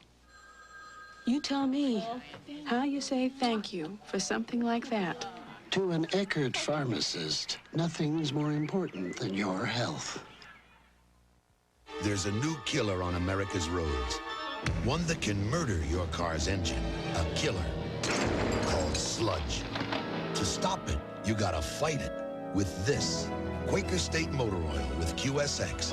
Engineered to provide the maximum protection you can get against sludge. So before sludge gets you, get the Sludge Fighter. Quaker State. The big Q stands for quality. Always has, always will. The Clemson Tigers, and they're all orange. FSU in all white. Clemson with the ball. Rodney Williams, the quarterback. Hands off to Chip Davis, who finds Gary Cooper. 61 yards on the play. FSU is behind Clemson 7-0. Back to Bob and Tim.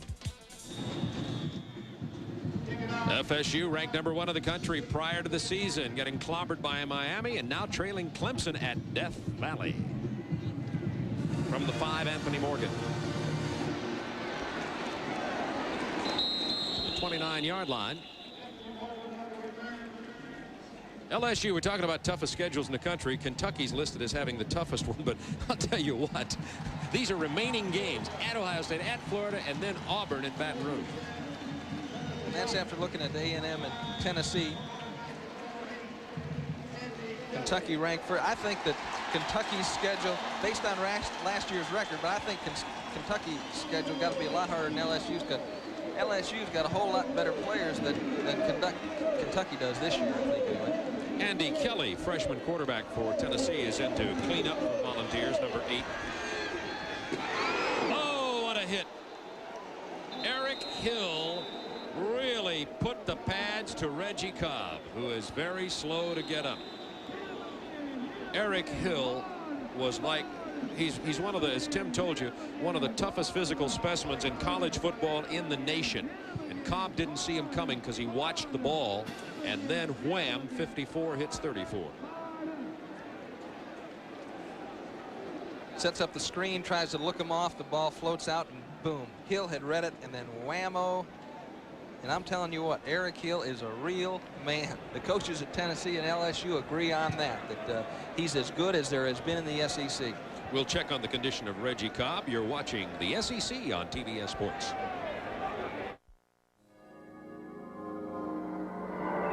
Strange how many automobiles portrayed as state-of-the-art have become mere illusions of innovation. Enter the Acura Legend Coupe, named one of the 10 best cars in the world by both Car and Driver and Road and Track magazines. It is shattering preconceived ideas of what a performance automobile should be. The Legend Coupe, precision-crafted performance from Acura. My athlete's foot kept flaring up.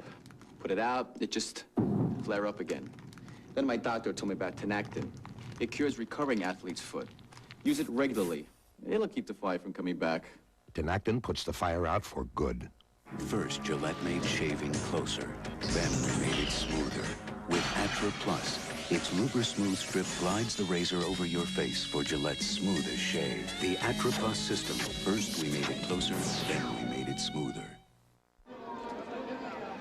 Reggie Cobb left the field. Looks like he's okay. We'll give you a report if Reggie Cobb was hurt more seriously than that. Had his bell rung on the tremendous hit by Eric Hill. Second down, 12, Tennessee. Andy Kelly, the backup quarterback, in there. Nice job on getting the ball off, but he didn't connect. Alvin Harper, intended receiver. Andy Kelly, 6'2", 195. The backup that Tennessee had been counting on this year, Sterling Hinton, has had a rough time with illness, injury, whatnot. And Gil Brandt of the Dallas Cowboys said Sterling Hinton, even though he's a youngster and has a long way to go even with his college career, shows a lot of the talent that a lot of pro quarterbacks have. Andy Kelly hadn't had a chance to show much thus far. He's from Dayton, Tennessee. Cobb is okay. Reggie Cobb had the wind knocked out of him. No kidding.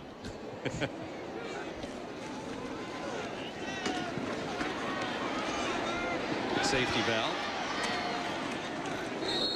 Only a yard or two to Vando Davis, Tennessee fullback.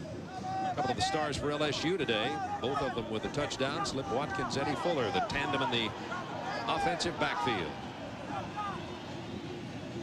And Reggie Cobb. Hope he's okay. He is. Yeah. I'm fine, he says. Good. Reggie Cobb, one of the great running backs in America. He did not have a great day today, but don't write that off. 16 carries, 53 yards. Elmore in for the punt for Tennessee. End over end. Vincent Fuller at the 30. That's Eddie's brother, by the way. He goes down at the 39-yard line.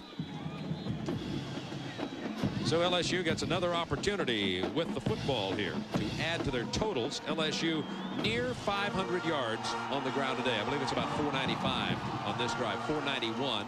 Tennessee has 146. You know, greatness for a football team or for an individual player depends on consistency. And Archer knows that. And even though the A&M game is a big game, this is a big game. He can't afford to let his team's emotion get out of hand. They got to take each one of these games one at a time, not get too excited about any one game. Saul Graves, backup quarterback, is in there. He's the third teamer for LSU. Mickey Guidry is the ace reliever. That's a penalty against LSU. Guidry came in against Texas A&M when Tom Hodson was having some concentration problems, we'll call it. Guidry came in and went 4 for 4 and threw for a touchdown. But Saul Graves is a sophomore from Monroe, Louisiana, and he's getting an opportunity to play today. Monroe, Louisiana. Your young friend Mike Smith is probably watching from Monroe, Louisiana. Darrell Williams carrying. Clock down to 3:47. There's Graves. He's 6'4", 195, sophomore. What a job. You know, let's talk about recruiting for a minute. A lot of the Baton Rouge and some Louisiana papers, some, have questioned whether or not Mike Archer can recruit the kind of talent that he inherited. But that's very misleading as it regards Mike Archer. I mean, the same staff is there that recruited the talent that's playing here now. He did recruit these guys, or he was involved in it. So we gotta get Gus Piazza down there to talk to all those media guys and get them squared away, or we'll put him in big trouble. We got to get Mike to Gus's restaurant too. From the 39-yard line, Calvin Wyndham in at the tailback position, the fourth one to play for LSU today. He goes down, junior from Orlando.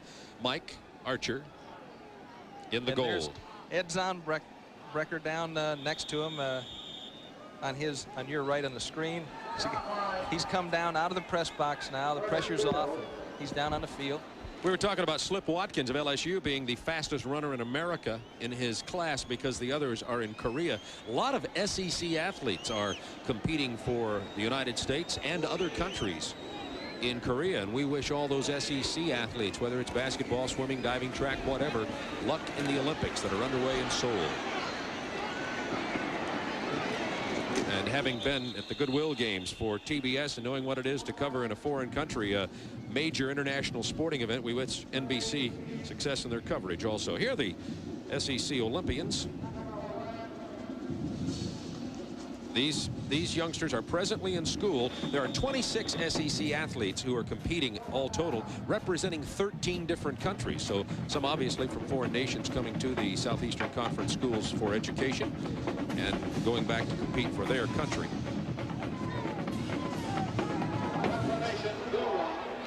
Rene Bourgeois, the punter for LSU. There's a LSU name for you, Bourgeois. Thomas Woods fakes the catch, lets it go into the end zone. Bourgeois is a junior from Baton Rouge, replacing Matt DeFrank, very good LSU punter last year, but I think that job is in good hands with Bourgeois and Brian Griffin. We have 1:37 to go in this ball game. Tennessee out in front, 34-9. To those who with a boundless energy and burning spirit live to be the best, comes a salute from those of us who live by the same values, the U.S. Armed Forces. I'd go to college. Me too. If I had the money. Yeah. I'm going to college on the new GI Bill. You serve full-time in the armed forces or part-time in the reserves, and you earn a lot of money for tuition. The U.S. Armed Forces. It's a great place to start.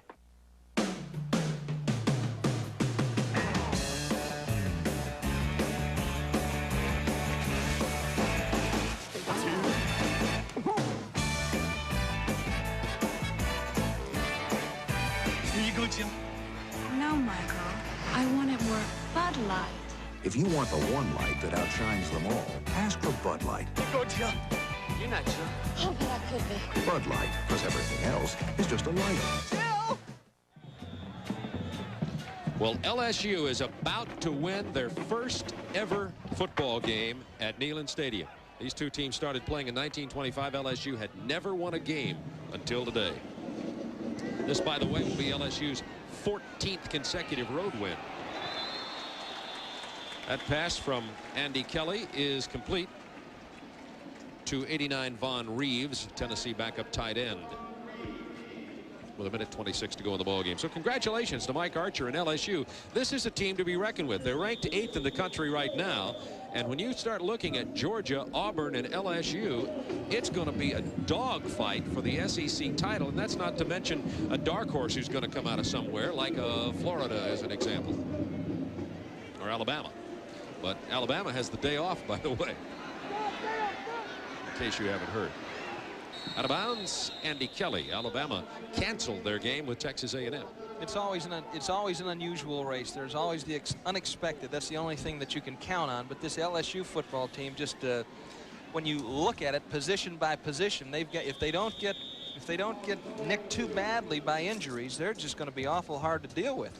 You know, and Mike's had some great teachers in terms of emotional stability. Howard Schnellenberger and Bill Arnsparger, about as even a keel type people as you can be around, and those are the guys that he coached for.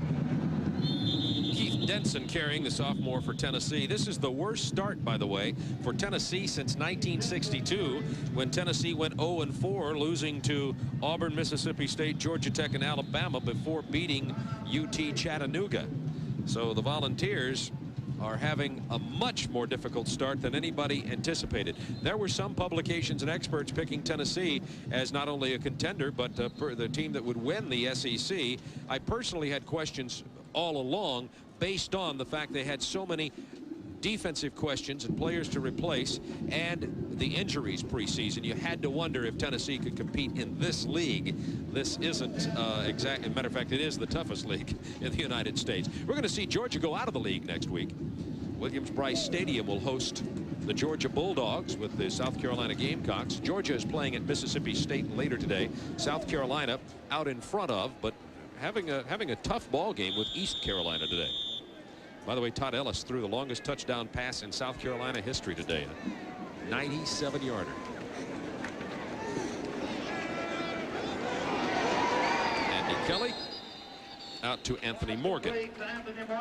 Clock down to 41 seconds remaining. Thank all the folks here at Tennessee once again for their fine hospitality. Love coming into Knoxville.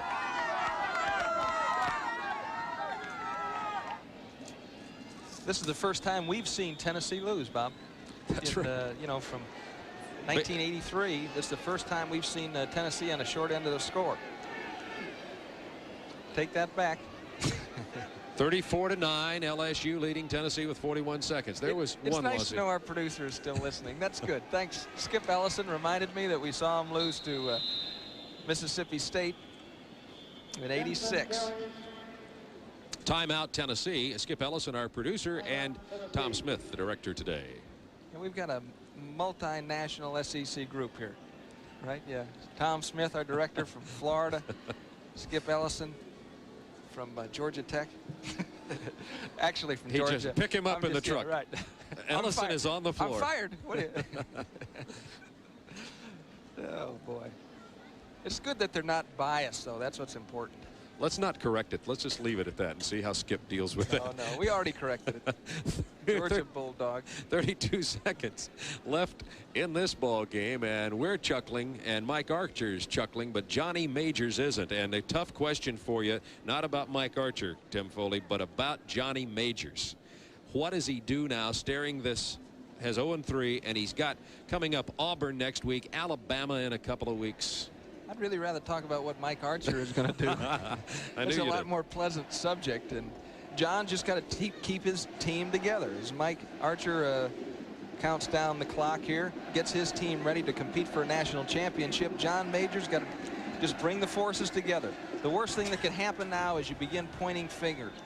You got to come together as a unit, and it's just the guys in the orange jerseys and the coaches, because the fan mail is going to pour in now, and why don't you do this and why don't you do that? You just need to stick with the basics and bring along these young players they have.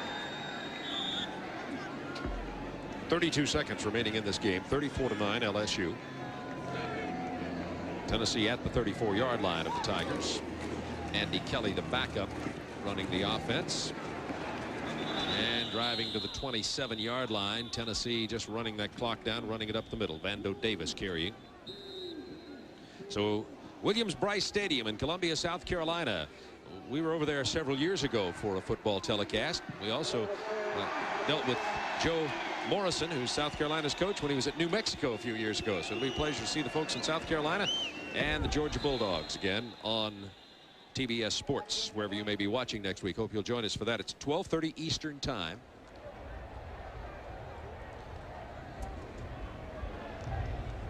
We're down to 20 seconds. I'm sorry. You know, I saw the Georgia-Tennessee game, and they had said that Georgia had changed their defense and gone to 7-man front, all that kind of stuff. And I look, and you know, they have Guthrie playing strong safety. You know, all they did was call it what you want. Yeah, right. This guy, we used to call him a linebacker. Now we're going to call him a strong safety. There's a fumble at the line of scrimmage with 15 seconds left in the ball game. Tennessee will have an opportunity possibly to get another playoff, but 5 seconds remaining in the game. And the ball did not get out of bounds in time to mercifully stop the clock, so it expires, and Tennessee gets beaten badly at home. LSU, the first ever win in the history of the meetings between these two schools, 34-9.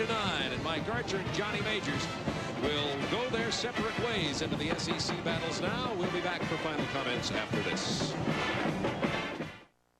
From the frigid Great Lakes An Alka-Seltzer Plus, that's all I ever needed. to the icy mountains of Oregon, It's been excellent for me. more and more Americans are taking Alka-Seltzer Plus cold medicine. Fast, effective relief for tough winter colds.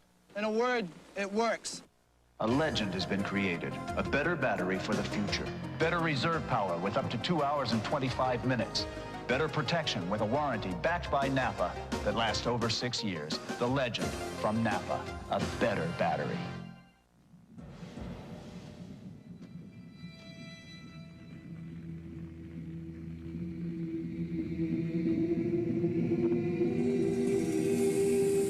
Push.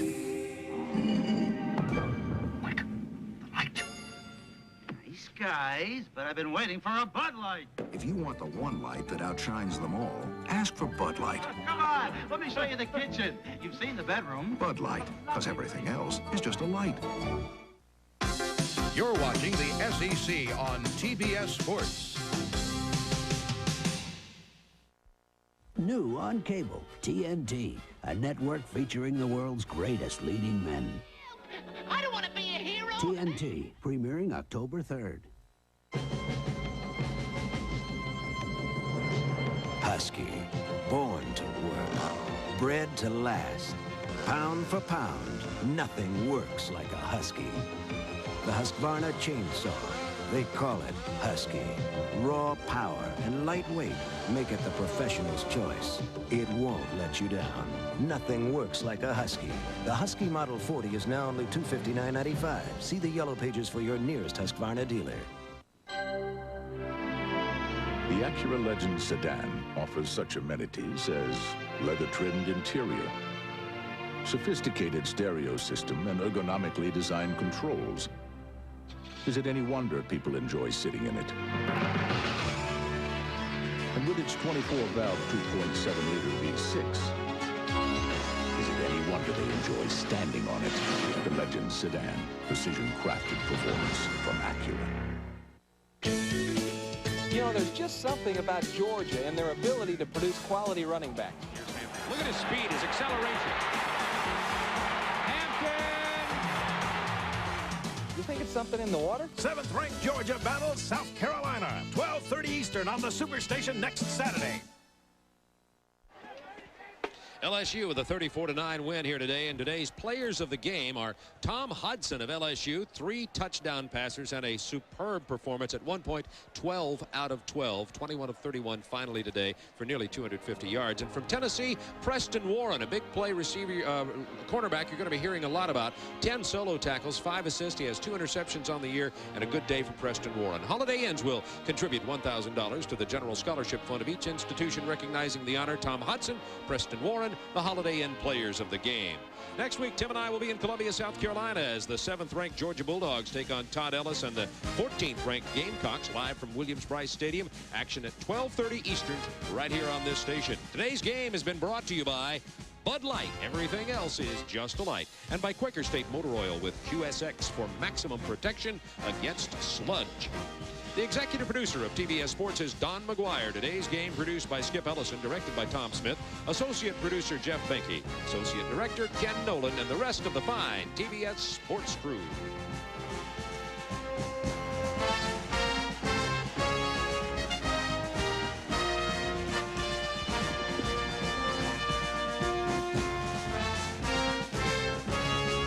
This has been a production of the Turner Broadcasting System. You've been watching the SEC on TBS Sports.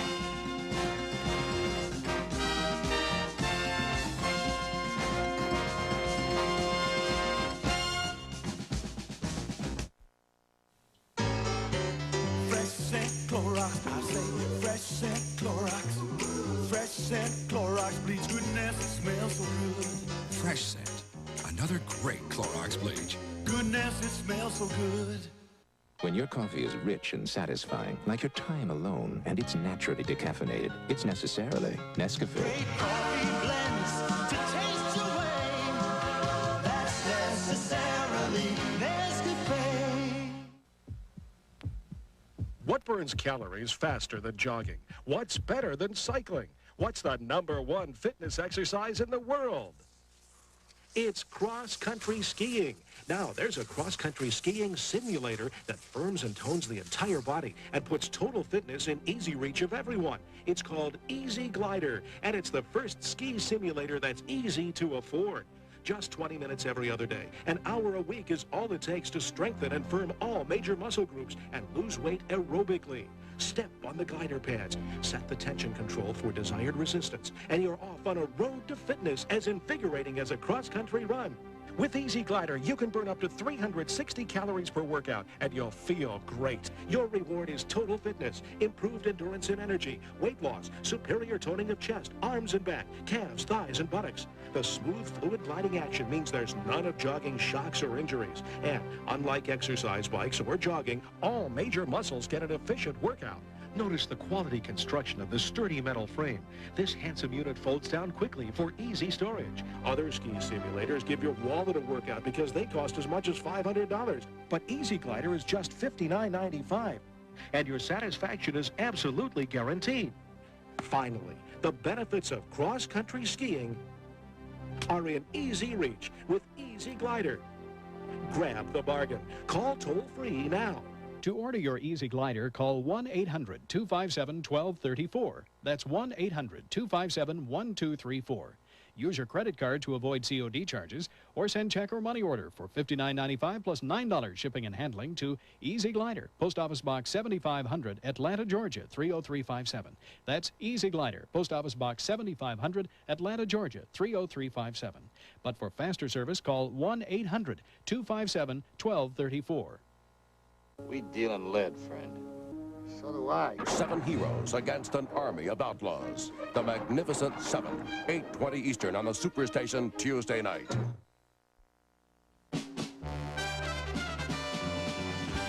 The Anheuser-Busch College Football Scoreboard is brought to you by Busch Beer. The beer with a taste as smooth as its name.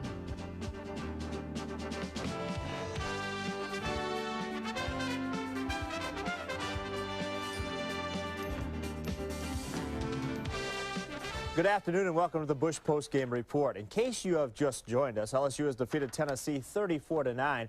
The Vols are 0-3 for the first time since 1962. Michigan State is 0-2. The defending Rose Bowl champions have lost their first 2 games at home. Last week to Rutgers, this week to 10th-ranked Notre Dame. You'll always be able to find a few Notre Dame fans, even in a visiting stadium, 77,000 on hand.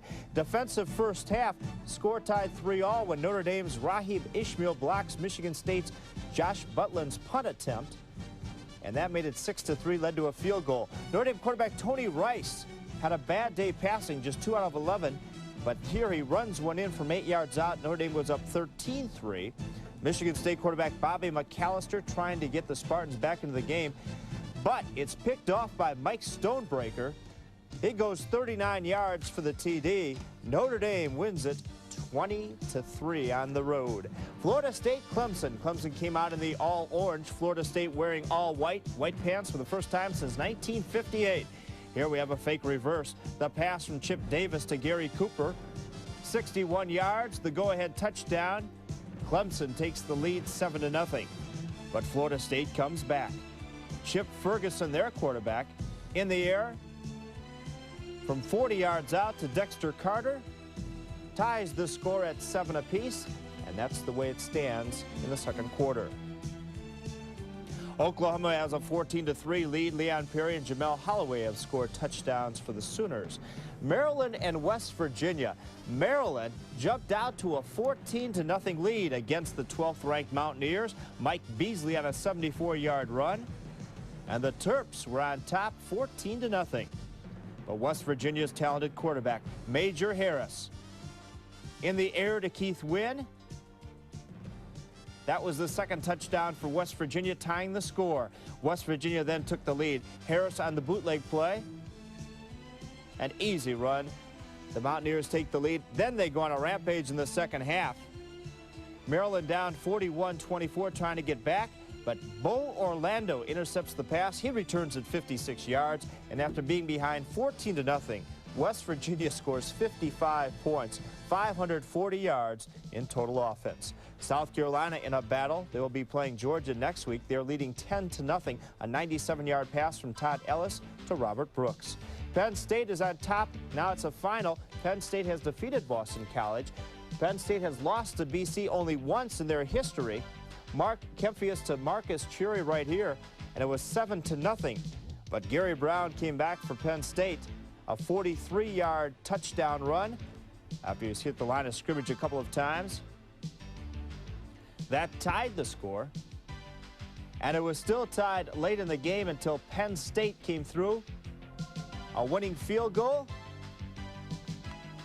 and Penn State defeats Boston College 23-20. Penn State ranked 15th in the nation. Colorado went on top of Iowa 14-0, but the Hawkeyes have come back to tie the score in the second. We'll be back with highlights of Georgia Tech and Virginia and a bevy of other scores on the Busch Postgame Report.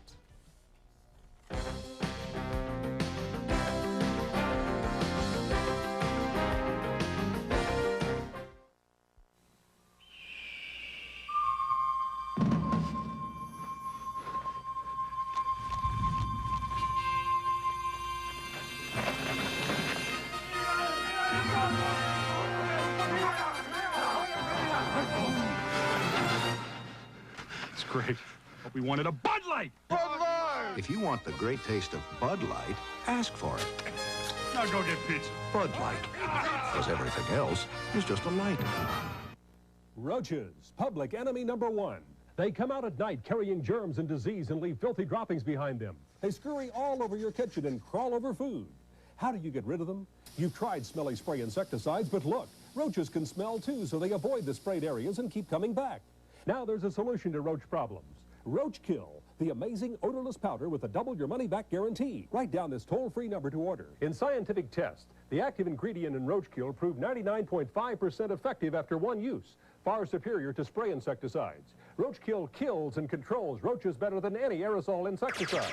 Roach Kill is easy to use. Just squeeze the powder from the Roach Kill bottle behind appliances. Roaches can't smell Roach Kill, so they don't avoid it. They walk right through the Roach Kill powder, which clings to their legs, and carry it back to their hidden nests within the walls. There it kills the whole colony. Roach Kill is so incredibly effective, it has a double your money back guarantee. Roach Kill is guaranteed to kill every last roach in your house. If it doesn't, simply return it and we'll send you double your money back. Pick up your phone and call right now. Get extra bottles for garages and basements. Most orders are shipped in 24 hours. Order within 24 hours and you get a free mystery gift. Call toll-free 1-800-257-1234 for Visa, MasterCard, or COD orders. That's 1-800-257-1234. Or mail $9.95 plus $3 shipping and handling. Remember, 1-800-257-1234. Don't wait. This offer may end at any time, so order within 24 hours.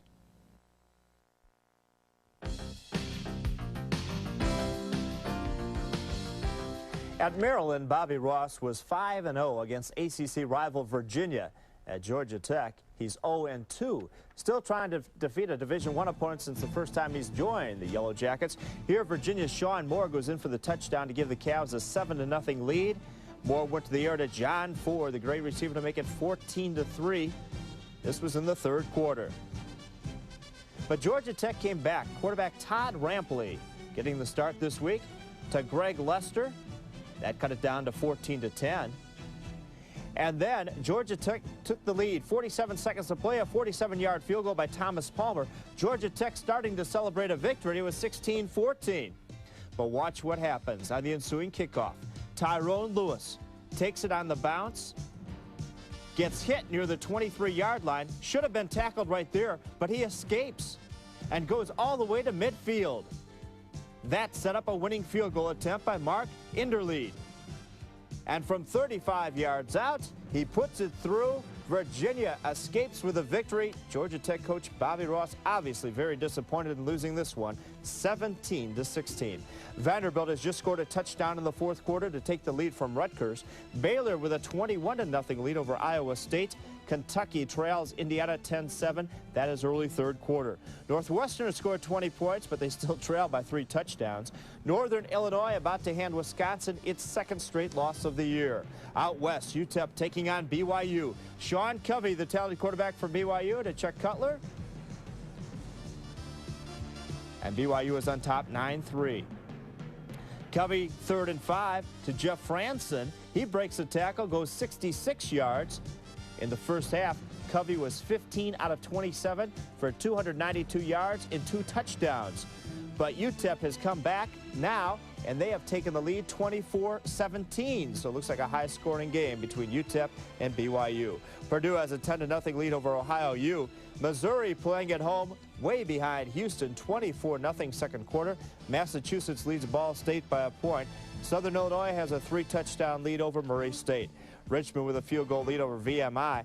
It's Lafayette 21, Holy Cross 7. Holy Cross had a 12-game winning streak snapped last week. It looks like they will lose for the second week in a row. William and Mary on top of Lehigh 14-6. James Madison winning 23-7. Navy has just kicked a field goal to take a 3-0 lead over Temple. In the Ivy League just getting started this week. Brown against Yale. Nick Vadalato takes the pitch, goes 10 yards for the touchdown, and Brown up 14-7.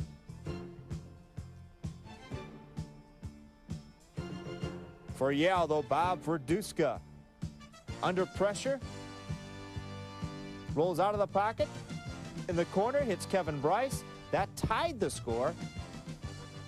And a good opening game in the Ivy League between Brown and Yale, tied at 17-all. Here's a look at the rest of the Ivy scores.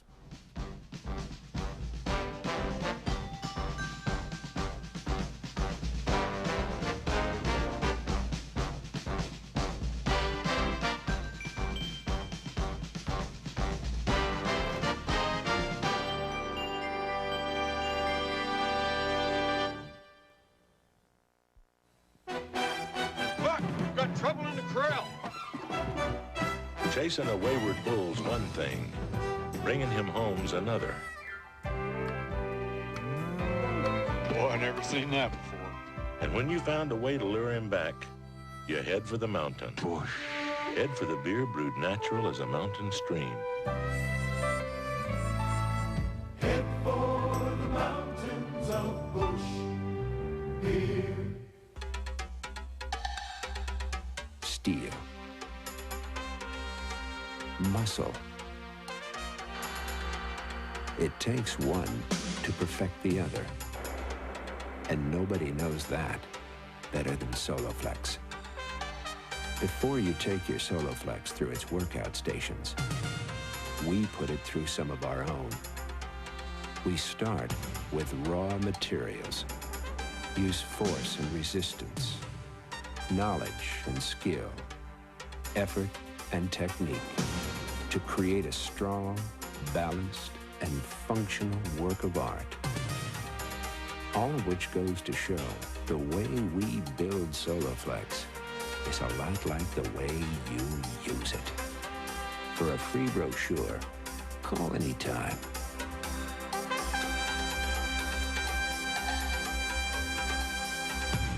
Sunday on Award Theater. What kind of a man is Liberty Valance? He's a no-good gun-packing, murdering thief. What kind of a man stands up to Liberty Valance? Try it, Liberty. Just try it. What kind of a man can kill Liberty Valance? This time right between the eyes. Jimmy Stewart, Lee Marvin, and John Wayne. The man who shot Liberty Valance. The Award Theater presentation. 10:35 Eastern on Superstation TDS Sunday morning.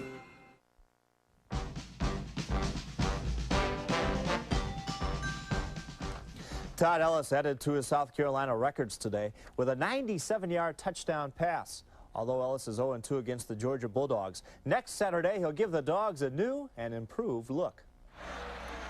In just 2 seasons, South Carolina quarterback Todd Ellis passed by every signal caller in Gamecock history. He entered this his junior year as a preseason All-American.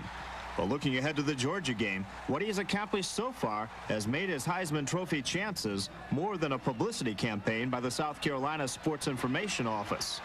The award does specify the best player in college football that year. And I think more and more if people will realize that, then that's when the award will become more truer. I think in this high media profile that there is now for the trophy, that kind of gets lost sometimes. So maybe if that part of it will take concern, and I think quarterbacks have not won it 2 years in a row or even been in a shot in their running year because it's such the position is so much different. A running back might have just natural abilities, the same natural abilities. He came in as a freshman and just happens to be getting in the ball a lot more and has a great team around him. A quarterback takes some time to develop. So a junior year, to win it in your junior year would take a lot of work and I think some great fortune by your team, but it can be done. Ellis now looks like a pro quarterback in a pro-style offense, thanks to new offensive coordinator Al Groh, who sacked the run-and-shoot offense of the previous regime. Groh has refined Ellis's talents. He threw 46 interceptions his first 2 years, none so far this season. I've known Todd since he was a sophomore in high school in Greensboro, North Carolina, and that we recruited that school, and I was around the school quite a bit and saw his development as a player. So I had some relationship with Todd as a person even before I did as an athlete. So I knew the type of person that I would be working with.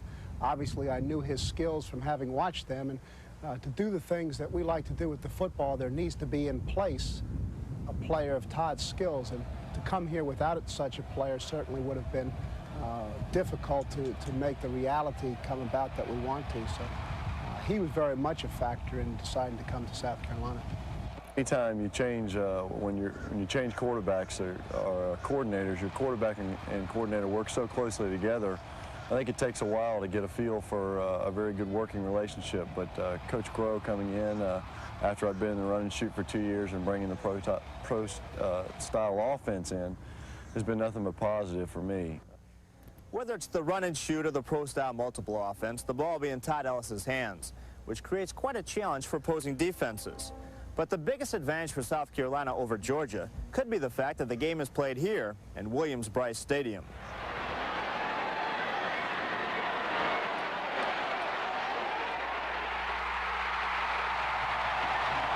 Well, Georgia in the SEC, besides a few teams now like LSU, don't see a great deal of the passing game as far as maybe what they're used to with what we'd like to do. And I think we're always willing to take advantage of teams that aren't consistently playing opponents that don't get to throw the ball or don't have the number of skilled people that we do here at South Carolina. Last year we had 306 yards passing and I think over 400 yards total offense, but had some trouble sticking it in. We were inside the 25 times. And give credit to Georgia with some great defense there, but then again, we didn't really have the power team to stick it in that we do now.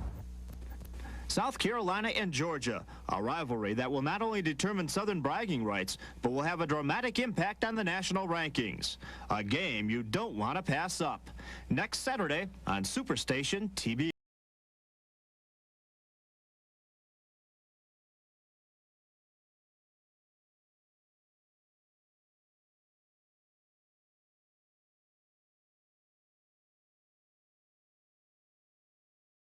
Selection. All-Star Country. 4 giant albums. 40 of the biggest, best-loved hits in country music today. But on the other hand, like Grammy winner Randy Travis. There's a golden band. By the dark of the moon, Alabama. There's a fire in the night. Why don't you mind your own business? Hank Williams Jr.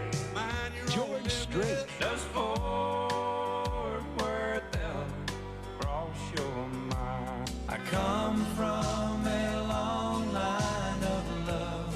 Hold on, I'm gonna shoot for the heart. From your best-loved stars to the most beautiful songs. But I'll never be in love again. Making up for lost time. Don't miss this award-winning album. All-Star Country. Don't be afraid if I fly. On records, cassettes, or compact discs. But you still move me. It's not sold in stores. Oh, I'd never let her know. So here's how to order. Lord have mercy, baby's got her blue jeans on. To order, call toll-free 1-800-257-1234 to save all COD charges and pay only $19.98 plus $3 shipping for 4 records or 3 long-playing cassettes or $24.98 for 2 compact discs. Use your credit card or send check or money order to All-Star Country, P.O. Box 7500, Atlanta, Georgia. Remember, send check or money order or use your credit card to save COD charges. Top-ranked Miami has won 33 consecutive regular season games. They have not lost on the road since they lost at Michigan 4 years ago. But right now they are behind 3-0 for the Wolverines. Mike Gillette, a 22-yard field goal. That is in the first quarter. Clemson has scored again against Florida State. Rodney Williams with a touchdown. It is 14-7. South Carolina is a final. Remember, you'll see the Gamecocks against the Georgia Bulldogs next Saturday right here on Superstation TBS. And Texas El Paso is leading BYU 24-17 at the half. I'll have updated highlights and scores later this afternoon between games of the Braves doubleheader with San Diego. Thanks for being with us.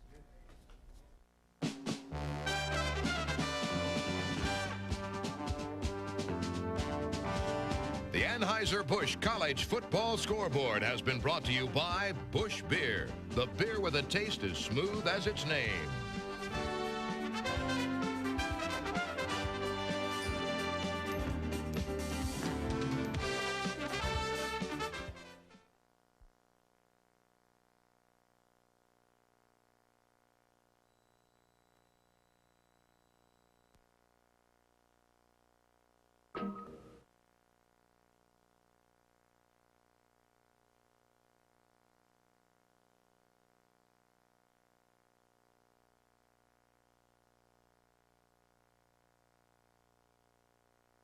Everyone loves Sunday mornings on the Superstation. And ooh-wee, that's a mess of loving. That's because Andy Griffith is followed by Good News with Liz Wickersham. It all starts at 9:35 Eastern on Superstation TBS. Sunday. Here's something totally different. Summer's Eve Feminine Wash.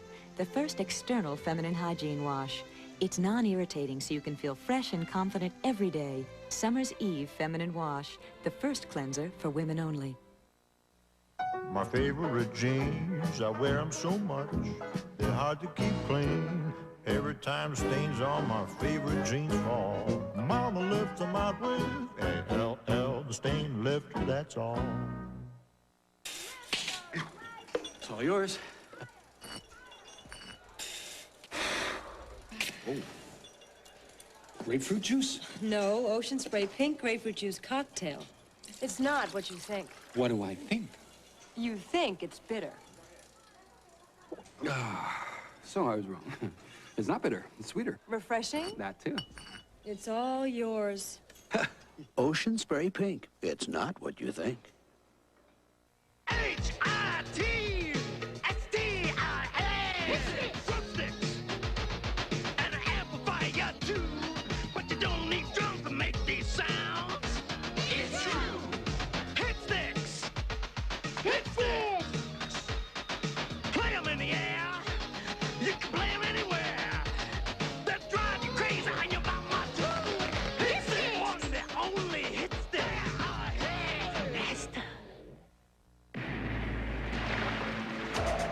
When the U.S. swim team needs eardrops, there's no competition.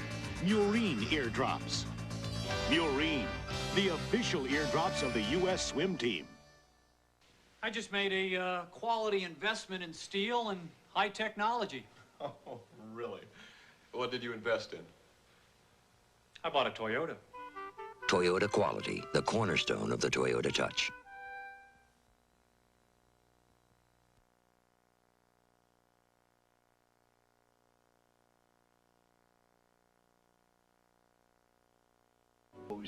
Kids you used to date in school. You might have some trouble there. You see, I didn't do much dating in school. I was the town ugly duckling. Ridiculous, Andy. I know she's not going to remember She'll us. be glad to see us. What are you so nervous about? Nervous? What do you mean nervous? I'm going to go. Tina, it's hard to believe you could have changed as much as you say. Oh, it's true, all right. Excuse me, Miss Andrews. There's Andy Taylor and Barney Fife outside. Andy Taylor, Barney Fife? They say they went to school with you. Mr. Fife says he used to date you. Oh, of course. Well, send him in, Harriet. Say, I thought you said you didn't have any boyfriends here. I didn't say I never dated. Huh? Barney! Actually, that's Barney there.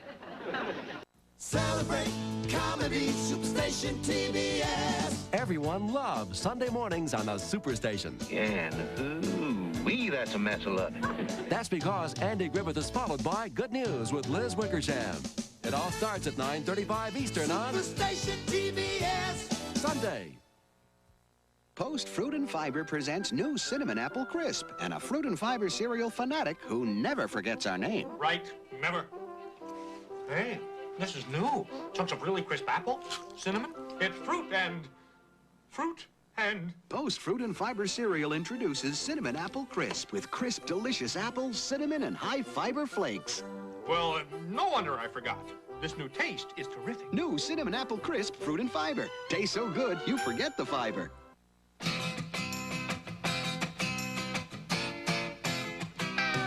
Jump on your boogie board, grab a stick of juicy fruit. The taste is gonna move ya. Take a sniff, pull it out. The taste is gonna move ya when you pop it in your mouth. Juicy fruit is gonna move ya. Your juice is soft, it gets right to ya. Juicy fruit, the taste